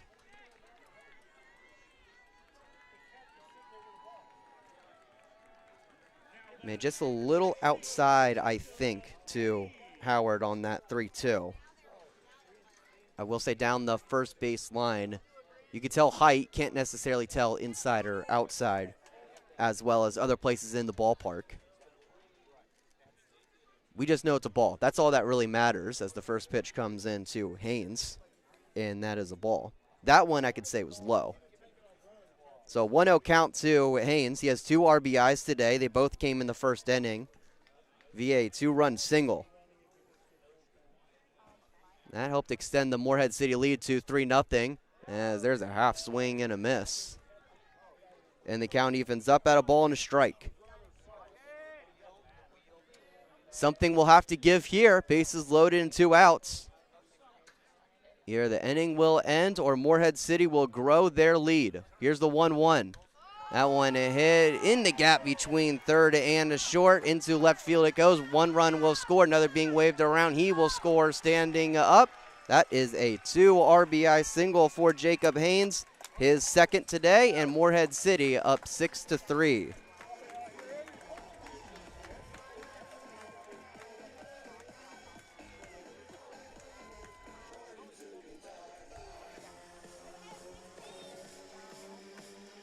It was a hard hit ball from him.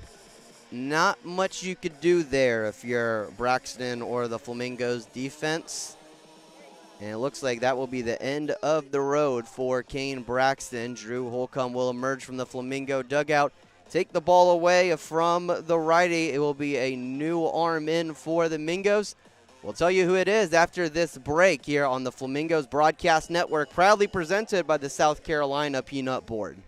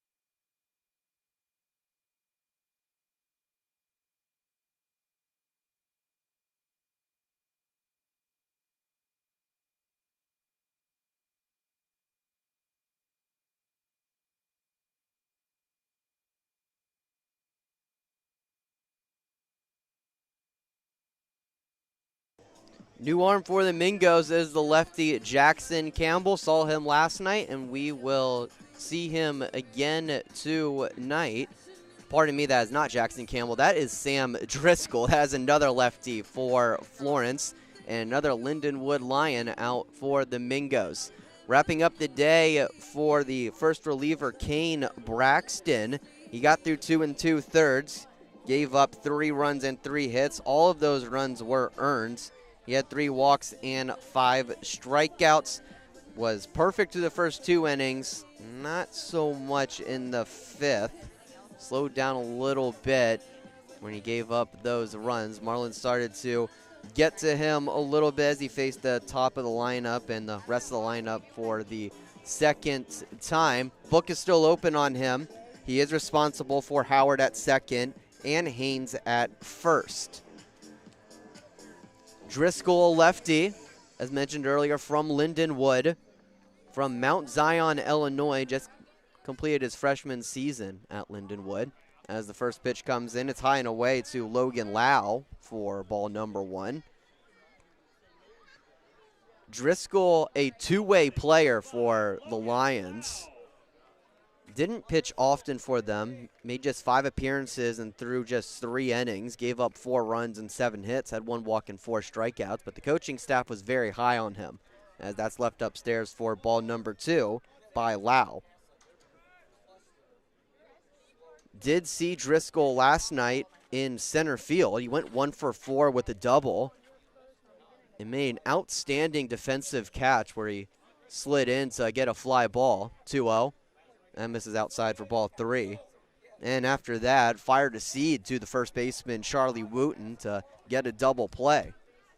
It's a nice 8-3 double play for Driscoll last night. Got started by him. Now out on the pitcher's mound. 3-0, outside, a 4-pitch walk to Logan Lau. And once again, the bases are loaded full of Marlins.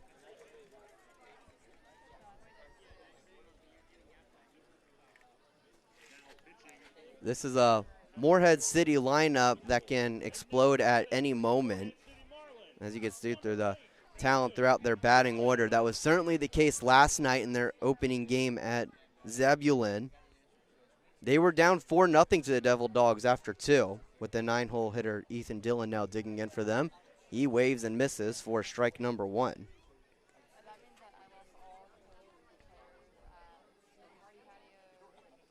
Morehead City scored their first run in the 4th inning in last night's game. Scored none in the 5th. As the 0-1 comes in, it's outside for a ball.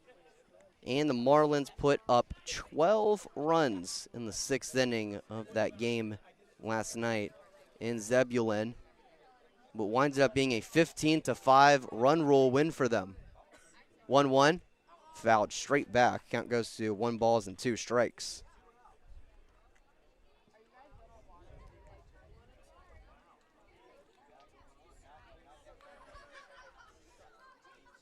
It was 5-1 Devil Dogs heading into that half inning.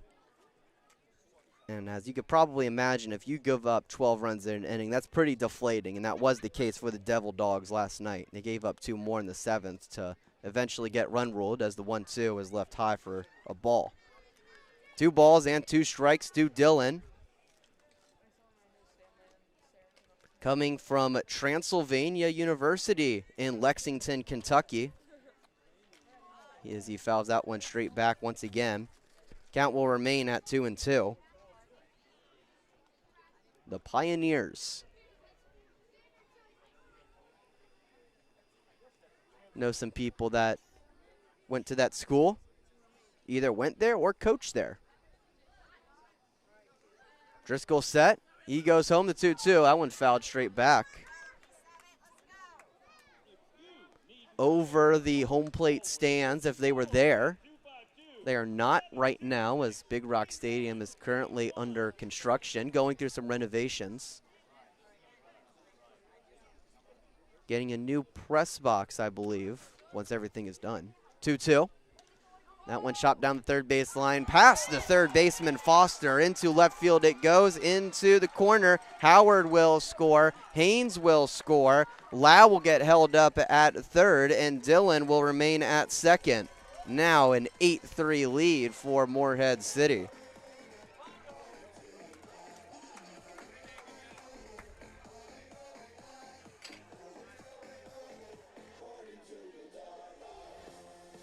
The second double for Dillon today. That one will bring in 2 runs. It is now a 5-run inning for the Fish.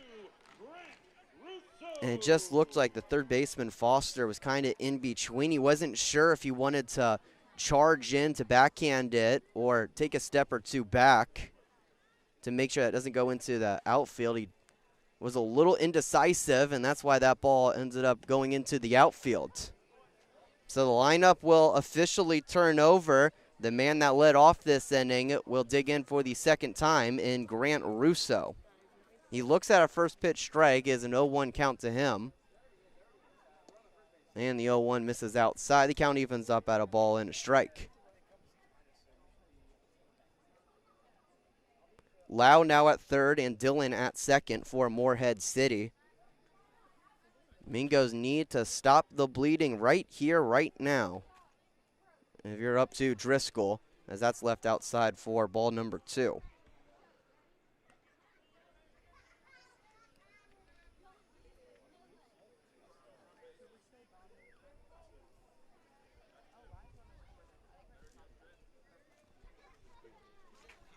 Driscoll ready to deliver the 2-1 from the stretch. He delivers. That one lifted down the right field line into the party area it goes. It's the lone blue Bud Light umbrella in the sea of red Budweiser umbrellas. ricochets away into the grass area, and the count evens up at 2-2. Driscoll again set. He delivers. That one hit towards the right side. Down the right field line. In fair territory it goes. Lau will score. Dylan will get the wave around. He will score. Throw to second is not in time. A 2 RBI double for Grant Russo. And Morehead City is now up 10-3. They are breaking this game open.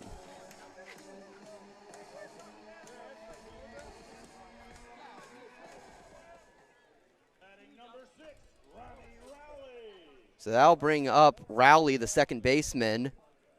He's been up 3 times. He's gone on base 3 times. Has not gotten a hit, though. Has a hit by pitch and a couple walks. Lefty-lefty matchup. First pitch from Driscoll misses inside for a ball. I mean, it's very, very similar to yesterday's game if you're Morehead City, as Driscoll's not able to find the zone there, and the count goes to 2-0. It's not a 12-run inning, at least not yet. Goodness, I don't want to speak into existence, as Driscoll finds the zone for strike number 1. But very similar in a sense in that you're in a tight game. I mean, even in this case, if you're Florence, you're able to fight back and tie this game up for the first time in the top half of the 5th, as the 2-1 misses high and outside for ball number 3. And then when you need to keep this game tied, try to get it back to your offense that got you a couple runs, the doors start to blow open in the favor of Morehead City as that's fouled opposite way. And the count will run a full 3-2 to the lefty, Ronnie Rowley.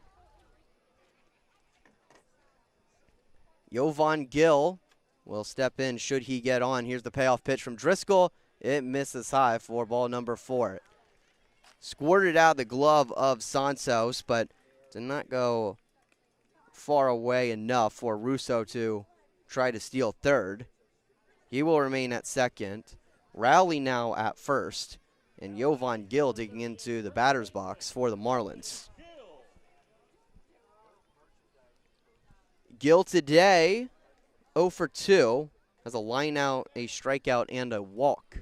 Lefty on lefty matchup. Driscoll fires it in. That one hit up the middle. That will get through. Russo getting the wave around. He will score. Throw is cut off. It was heading towards third. Now an 11-3 lead for Morehead City. An RBI single for Jovan Gill. Now an 8-run inning for the Marlins.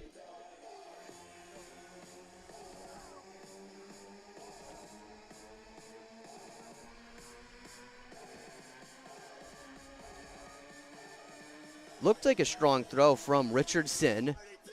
Was a little surprised initially that it was cut off by the shortstop, Geary.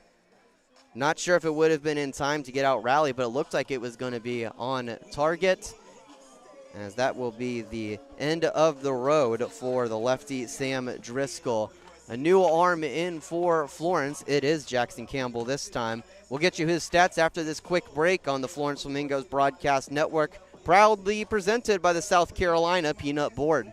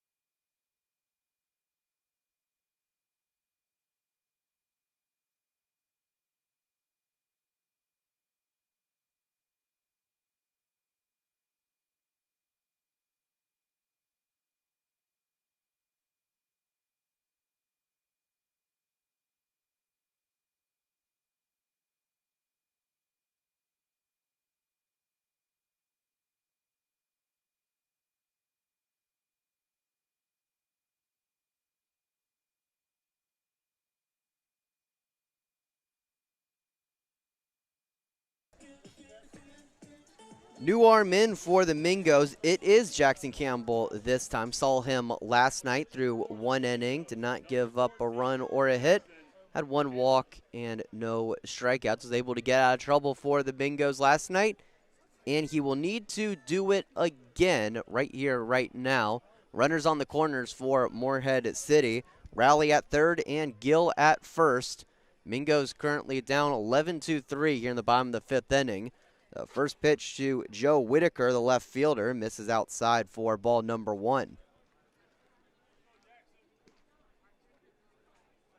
The line for Driscoll was not able to record an out, gave up 3 hits and 3 runs, had 2 walks and no strikeouts. As the 1-0 finds the zone, the count evens up, a ball and a strike to Whitaker. The book is not closed on Driscoll quite yet. He is responsible for the 2 runners on. Campbell looking to end the inning in this at-bat. Here's the 1-1. And that one misses the zone. A little high, a little outside. 2 balls and 1 strike to Whitaker. He is 1 for 3 today. Had an RBI double his last time up. That was earlier on in this inning. It has been 8-run frame for Morehead City so far. Here's the 2-1. And he finds the outer third of the zone to even up the count.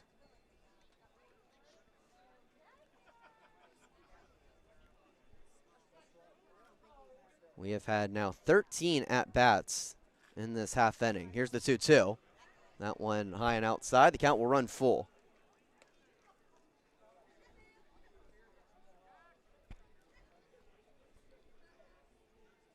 It surely has a feeling that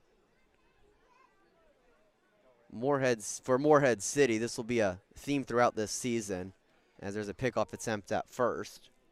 It was a small lead for Whitaker. He was able to get back. I feel like this will be a theme for these Marlins this season. Maybe some come from behind wins and large crooked numbers put up on the scoreboard by this offense. Here's the payoff. That one misses high for ball 4.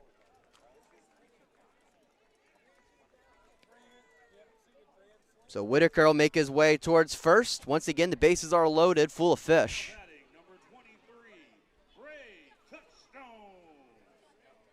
As Flamingo pitchers have now surrendered 9 walks throughout this game. They had just 1 yesterday. First pitch misses upstairs to the DH Bray Touchstone. That was probably, I would say, the biggest positive of yesterday's game for Florence was the pitching. It was really just 1 bad inning, as that is a hit into center field. It will be caught by Jake Richardson for out number 3. Not without damage done, though. There was plenty of it from Morehead City. They get 8 runs across after 5. Florence is down 11-3. Then you get some runs on the board here on the Florence Flamingos Broadcast Network. Proudly presented by the South Carolina Peanut Board. Stay with us.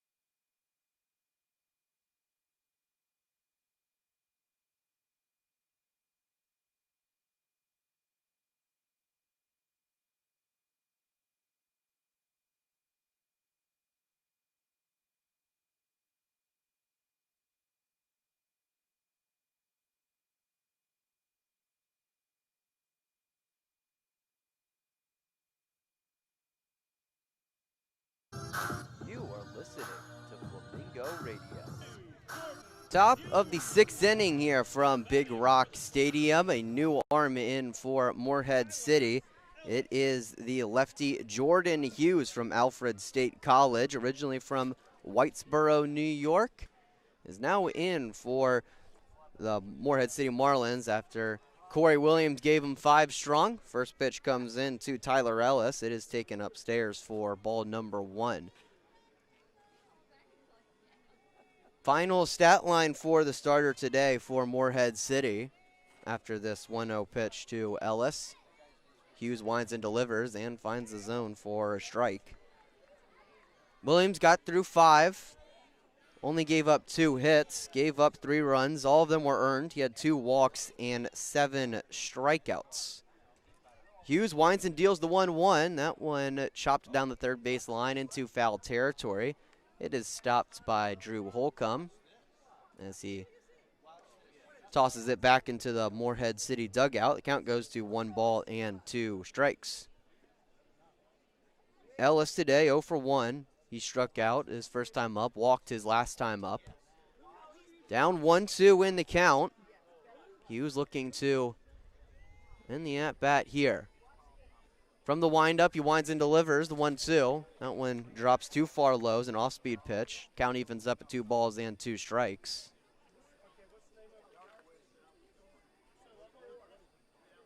Hughes threw 63 2/3 this past season as the 2-2 comes in. It is hammered down the third base line. Well in foul territory, though. Count remains at 2-2. Hughes with an ERA of 4.52. Gave up 43 runs, 32 of which were earned. Had 29 walks and 61 strikeouts this past season. 2-2. And that one chopped towards the shortstop Russo. He will glove it, and while running, throws it to his first baseman Gill. It's in time, 1 up, 1 down.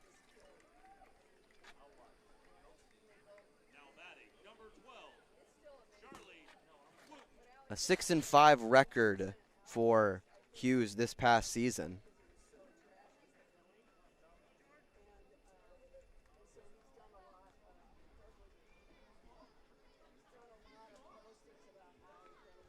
As it is now Charlie Wooten, the first baseman, up for Florence.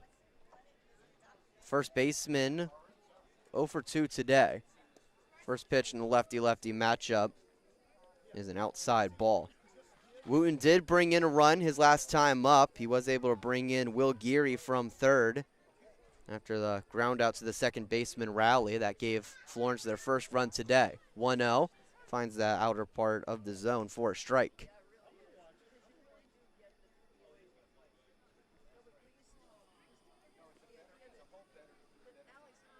Hughes making his Morehead City debut.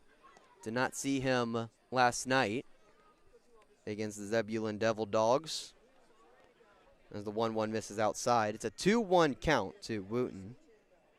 Carlos Diaz on deck and Zeke Minnick in the hole for the Flock. 2-1, outside again. 3 balls and 1 strike. Very, very pleasant night here in Morehead City. A nice and crisp 34, or sorry, not 34, as that is called for a strike. The count will run full to Wooten. 74 degrees, goodness. If it was a 34-degree game in the Coastal Plain League, that would set all kinds of records, and none of them good. Here's the payoff. A hit opposite way in foul territory. Count will remain 3-2. Trying to think of the coldest baseball game I've ever broadcasted. It would certainly be a Miami game. I did graduate from Miami University, aka Miami, Ohio, this past December. As we await the payoff pitch from Hughes, here it is. It's up and in for a ball. So Wooten will get on base for the first time today. He'll walk his way towards first. As Florence tries to start a rally, the baton will be passed on to Carlos Diaz. So you can imagine in my time broadcasting at Miami, some of the baseball games that I've done there, especially early on in the season, we've had some chilly ones, some chilly affairs. As Hughes looks at first, focuses home, and deals. First pitch to Diaz is outside for a ball. It's usually the same time of year where the coldest games typically are in the calendar for the Miami Redhawks. It's the first 2 weekends of conference play. As we await the 1-0 from Hughes. Peeks at first and now goes first. Wooten was able to get back in time, but it was a close call, especially considering that he was not far off the bag. Hughes, a lefty, you can imagine that he would have a good move, and he certainly does. We'll see if he goes back to it here or later on in this at-bat. Here's the 1-0. He goes home as that is lifted into right field. Dillon will charge in and make the grab for out number 2. So now 2 outs in the inning. But I say that those first 2 conference series for Miami are always the coldest because in the MAC, in the Mid-American Conference, Miami is one of the southernmost teams in that league. Both Miami and Ohio University down the road in Athens in eastern Ohio. Both of those schools usually host the first 2 weekends out of necessity. As the first pitch comes into Minnick, it is lifted into left field. The left fielder, Whitaker, tries to stab at it. He cannot get it. Throw down to third to get out. Wooten is in time for out number 3. A heads-up play for Whitaker out in left field. That will end the inning heading into the bottom of the 6th. Mingos remain down 11-3 on the Florence Flamingos Broadcast Network. Proudly presented by the South Carolina Peanut Board. More cold weather stories after this.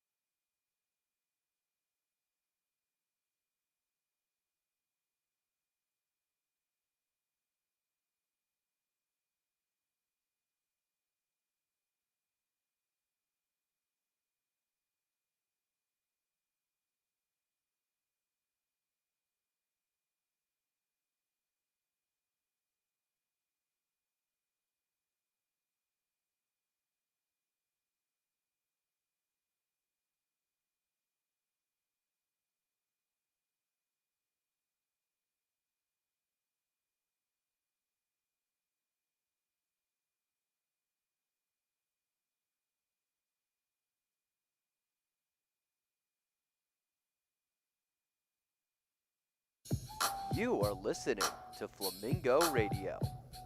Jackson Campbell remaining in to pitch for Florence. It'll be Howard Haynes and Lau, due up for Morehead City. Here in the bottom of the 6th inning, Mingo's down 11-3. Certainly need a clean frame here from the lefty Jackson Campbell. See if he's able to do so in this lefty-righty matchup. First pitch comes in. It missed inside, too far inside. Howard got hit by the pitch, and he will make his way towards first. Another hit batsman from a Flamingo pitcher. They have to have quite a few today as I'm going through my scorebook to see exactly how many. I know we had one earlier on in this game, and it looks like that was we had 2 early on to start the game. So now 3 hit by pitches from Flamingo pitching. And the leadoff man on once again for Morehead City as Jacob Haynes, the catcher, now digs in. First pitch to him, fouled away. And it'll be an 0-1 count to start things off. Haynes is having a very good game so far. Has 4 RBIs. He has a couple of 2-run singles. And he hammers that one into right field. It looks like he was just under it. Brum losing it in the lights. It pops out of his glove. Howard will advance 90 feet. He is at second. Haynes will settle in at first. And it is now a couple runners on for Morehead City.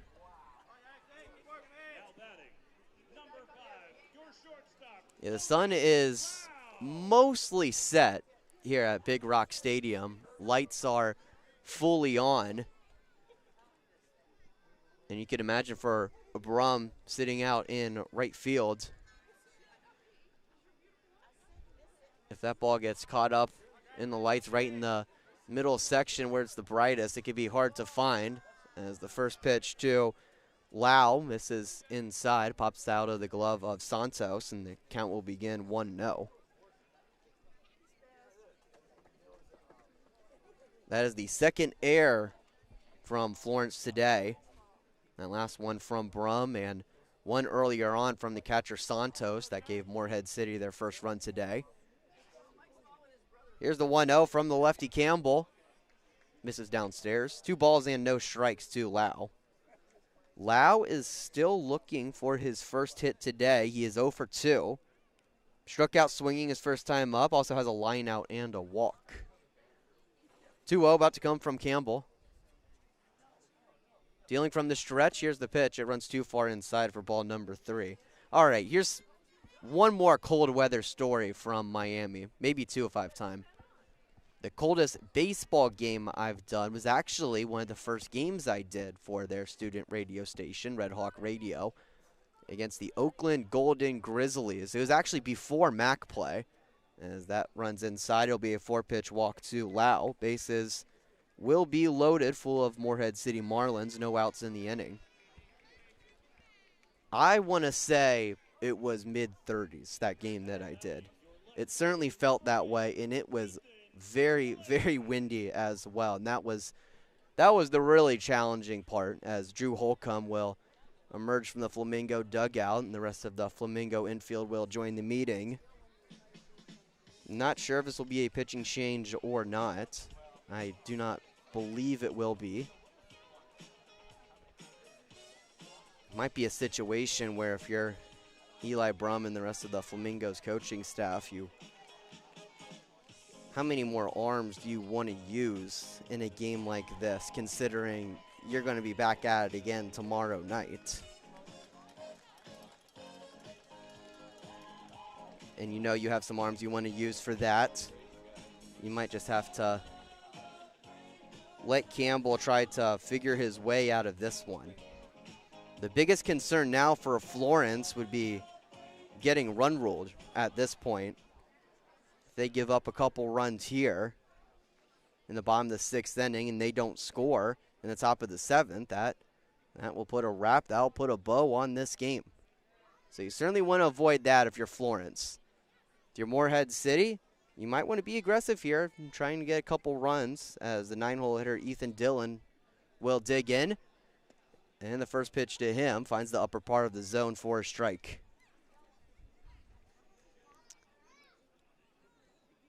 Dillon today with a couple doubles.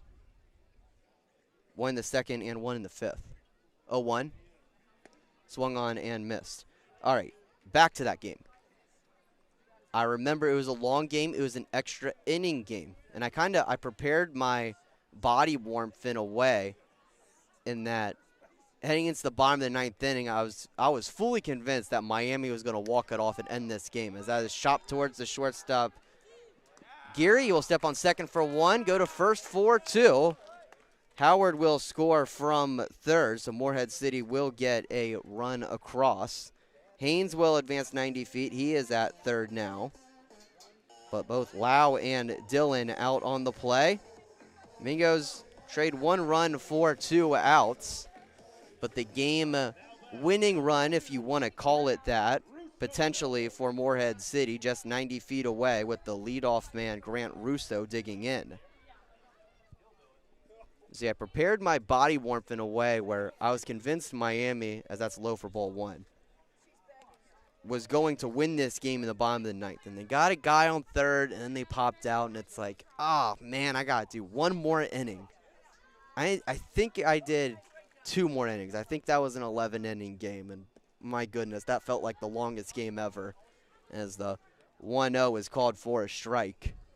And the wind just kept picking up and picking up. Oh, man, that was brutal, brutal, brutal. I'm very lucky to do summer ball in the sense that that's outside for ball 2. In the sense of that you don't have to deal with that. You might have to deal with the opposite, though, and that is the brutally hot temperatures. We're only in May, so we don't have to worry about that quite yet. But as you get into July and early August, that will certainly be the case. As the 2-1 is fouled straight back. 2 balls and 2 strikes to Russo. Runner on third for Morehead City. It has been all Marlins the past 3 half innings. Yeah, that baseball game that I mentioned earlier and a Miami football game at Bowling Green the last week of the regular season, where the winner of that game made the MAC championship. Luckily for me, Miami won. Those 2 games, by far the coldest that I can remember in a broadcast setting. Russo, 2-2. Here's the pitch from Campbell. High and outside for ball 3.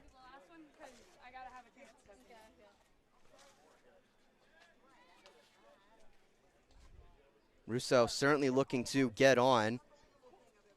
And maybe more importantly for him and his team, bring in the runner from third in Haynes, as the payoff is fouled straight back.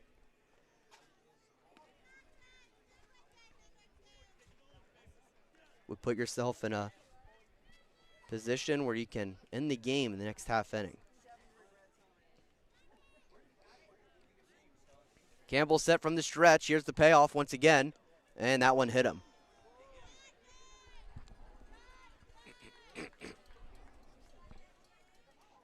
The second hit batsman from Flamingo pitching. Now the 4th of this game, as Holcomb will emerge from the Flamingo dugout. And it looks like this will be the end of the road for Jackson Campbell. He will take the ball away from his pitcher, and a new arm will come in for the Mingos. Looks like it will be Nick Foster, but we will confirm it after this break on the Florence Flamingos Broadcast Network, presented by the South Carolina Peanut Board.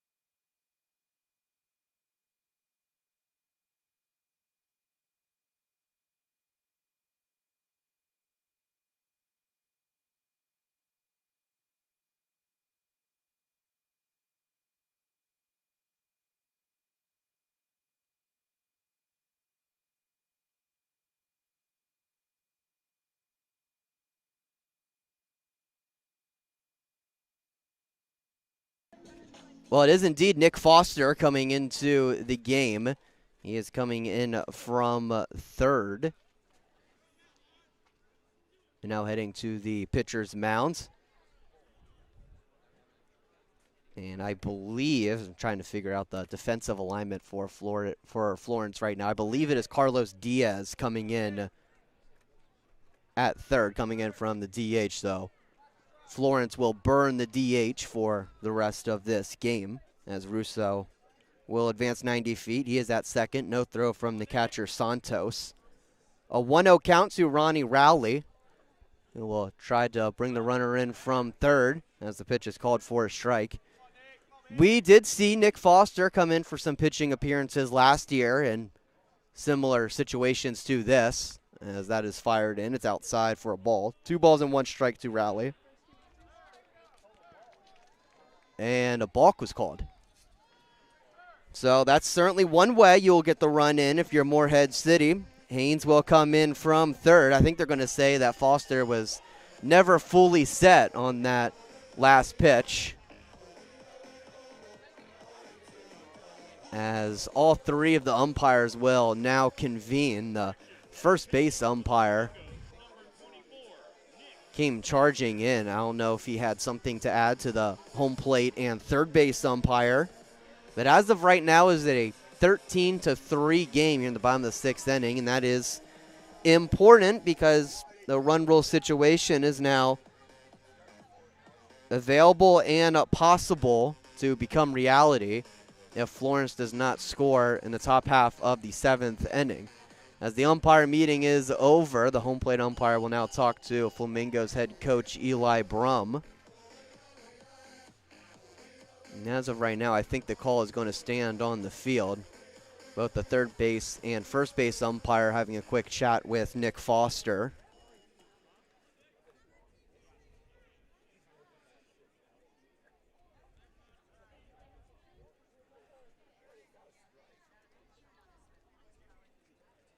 And now Grant Russo will advance 90 feet as well. He is at third. So 1 runner on. It is a 2-1 count to the batter Rowley. That misses outside. Now 3 balls and 1 strike. We saw Foster once last season on the pitcher's mound, as that's fouled away. The count will run full. It came June 3rd against the Lexington County Blowfish. He threw 1 1/3 and was perfect. Did not allow a base runner. Here's the pitch. It is outside for a ball. Thought it was ball 4. It was not, as that's fouled away. It is a full 3-2 count to Ronnie Rowley.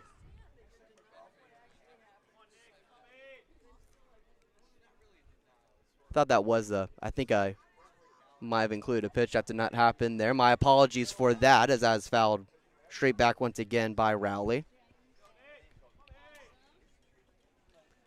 Looking to bring in Russo from third. Add an insurance run for the run rule situation.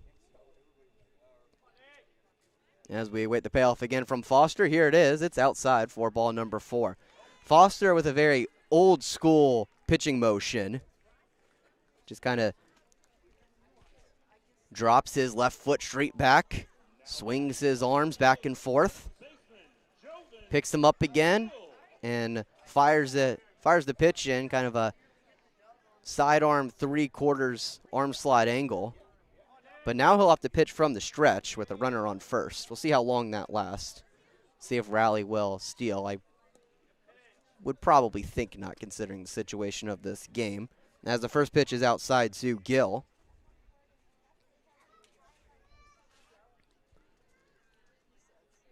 In the 1-0. That one chopped down the first baseline. And a nice play made by the first base coach right in front of me. Made a nice motion, showing off his skills. Was able to move to his left. A nice forehand play by him as the 1-1 is outside for a ball.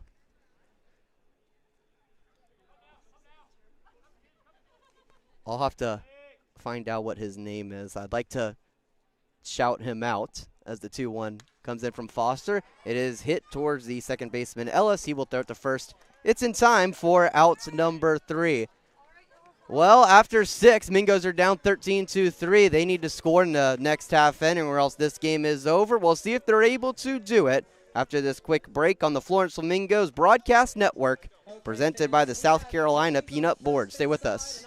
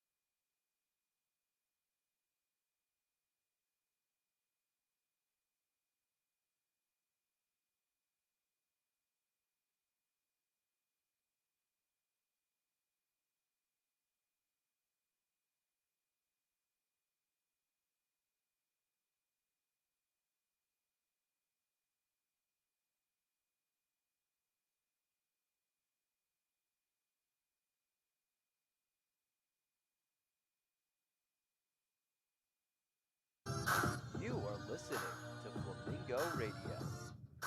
7-8-9 due up in the Flamingo batting order here in the top of the 7th inning. Mingo's down 13-3 to the Morehead City Marlins, but it has not always been this much of a blowout and uncompetitive game. This game was tied really not that long ago. Heading into the bottom of the 5th inning, we were tied up 3 runs apiece. A 2 RBI double from Jake Richardson got Florence back into this game. Things were looking up. Things were looking very nice for the Mingos, but then Morehead City was able to respond offensively. They got 8 runs across in the bottom half of the 5th inning. They added 2 more in the bottom of the 6th, and they're now up 13-3. They're 3 outs away from another run rule win. It'll be up to Jordan Hughes to get them there as the first pitch comes in low to Juan Santos, past the catcher Haynes.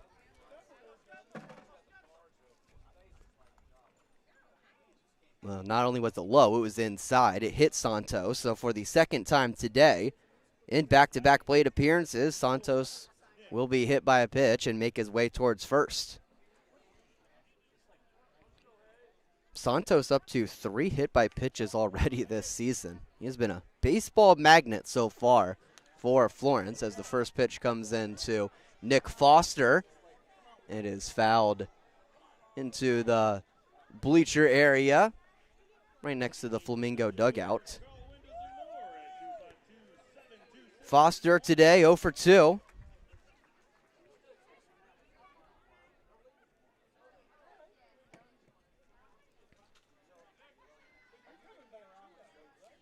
And spent the last half inning, or at least ended it on the pitcher's mound. 0-1. Swung on and missed. Foster was a little late on that last pitch, a fastball from the lefty Hughes. Runner on first, no outs in the inning, an 0-2 count to Nick Foster. Mingo's down 13-3 in the top of the 7th inning. They have to score at least 1 run, or this game is over. Here's the 0-2. It misses low for a ball. Let's take a look around the CPL scoreboard today on this Friday evening, second day of the CPL season. The Tri-City Chili Peppers are playing their first game, as here's the 1-2. It's high for a ball. The count evens up. 2 balls, 2 strikes to Foster. Or no.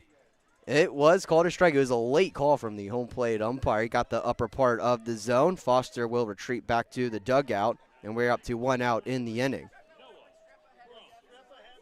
My apologies. There's just a late call from the home plate umpire. So now 1 out here on the top of the 7th. Anyway, Tri-City is at Wilmington. Sharks up 4-2 in that one.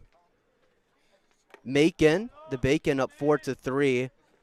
Against Lexington County, top of the 6th inning there in the fishbowl, as there's a swing and a miss from Noah Brum. High Point Thomasville, the High Toms are up 3-0 over the Martinsville Mustangs, top of the 6th inning there.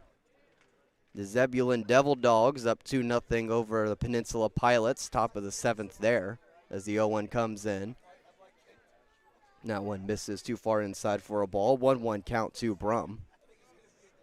The Forest City Owls are at Ashboro. The Zookeepers up 7-5 in that one. Bottom of the 7th there in Ashboro. Mingos will take on the Zookeepers tomorrow evening at Carolina Bank Field, as the 1-1 is left downstairs for a ball. Holly Springs is up 1-0, bottom of the 7th inning at Greenville. Both those teams coming off of wins yesterday. And the last game, the only interleague game on the docket today. Here, the Mingos down 13-3. 2-1. That one misses the zone. 3 balls and 1 strike to Brum. Looking to get on base for the first time today in this Flamingos debut. He grounded out his first time up, struck out looking his last. As the pitch comes in. It is hit towards the shortstop Russo. He banana peels it and makes a low throw. The first baseman, Gill, is somehow able to scoop it up. That was, oh my goodness, that was not an out. That ball popped out of his glove. He was not able to get it back in time to get out Brum. He was very clearly safe, but the first base umpire said that he was out. I'm sorry, that call was not even close. And everyone in the Flamingo dugout was pointing that out. And the first base umpire will head back onto the field to have a chat with the home plate umpire. It is important to include, I believe this is the only stream happening of this game as far as I know. We do not have a home team network video stream going on from the Morehead City side of things, as far as I am aware. At least I know that was the case earlier today, as the call was now overturned, and they do indeed say that Gill was not able to get the ball back in time. That is the correct call, so I'm glad that they were able to get together and change it. Certainly, I don't want to make it sound like I'm going after every umpire that makes a call that I disagree with. That's not the way that I do things as a broadcaster, but if a call is wrong, I will point it out. That is my job. And that was the case on that last play, and I'm glad that it was corrected. So now runners on second and first. That is hit up the middle, fielded by Raleigh at second. He will step on second for one and throw it to first. It is in time. An inning-ending double play, a game-ending double play. So I guess at the end of the day, it didn't really matter for much. Anyway, this game will end with a 13-3 final. Morehead City will get the best of Florence in this one. Final total for each squad today: Florence with 3 runs and 3 hits, 2 errors defensively. They left 3 men on base. Morehead City with 13 runs, 8 hits, and 1 error. They left 8 men on. Next game for Florence will be tomorrow night. They will head back home to take on the Ashboro Zookeepers. Hope to see you all tuned in on that one. That will be on Home Team Live and on Star 97.1, the home of Florence's best music. First pitch will be at 7 o'clock for that. Hope to be on at 6:55, live from Carolina Bank Field. That will be the first of 4 straight home games for the Mingos. The next away game and our next broadcast here on the Florence Flamingos YouTube channel will be a week from today at the Macon Bacon. Hope to see you around for that one as well as tomorrow. As for now, this is Bryan Miller signing off from Big Rock Stadium here in Morehead City, North Carolina. Thank you so much for joining us this evening for some Flamingos baseball. Mingos fall 13-3 to Morehead City. We'll see you tomorrow night.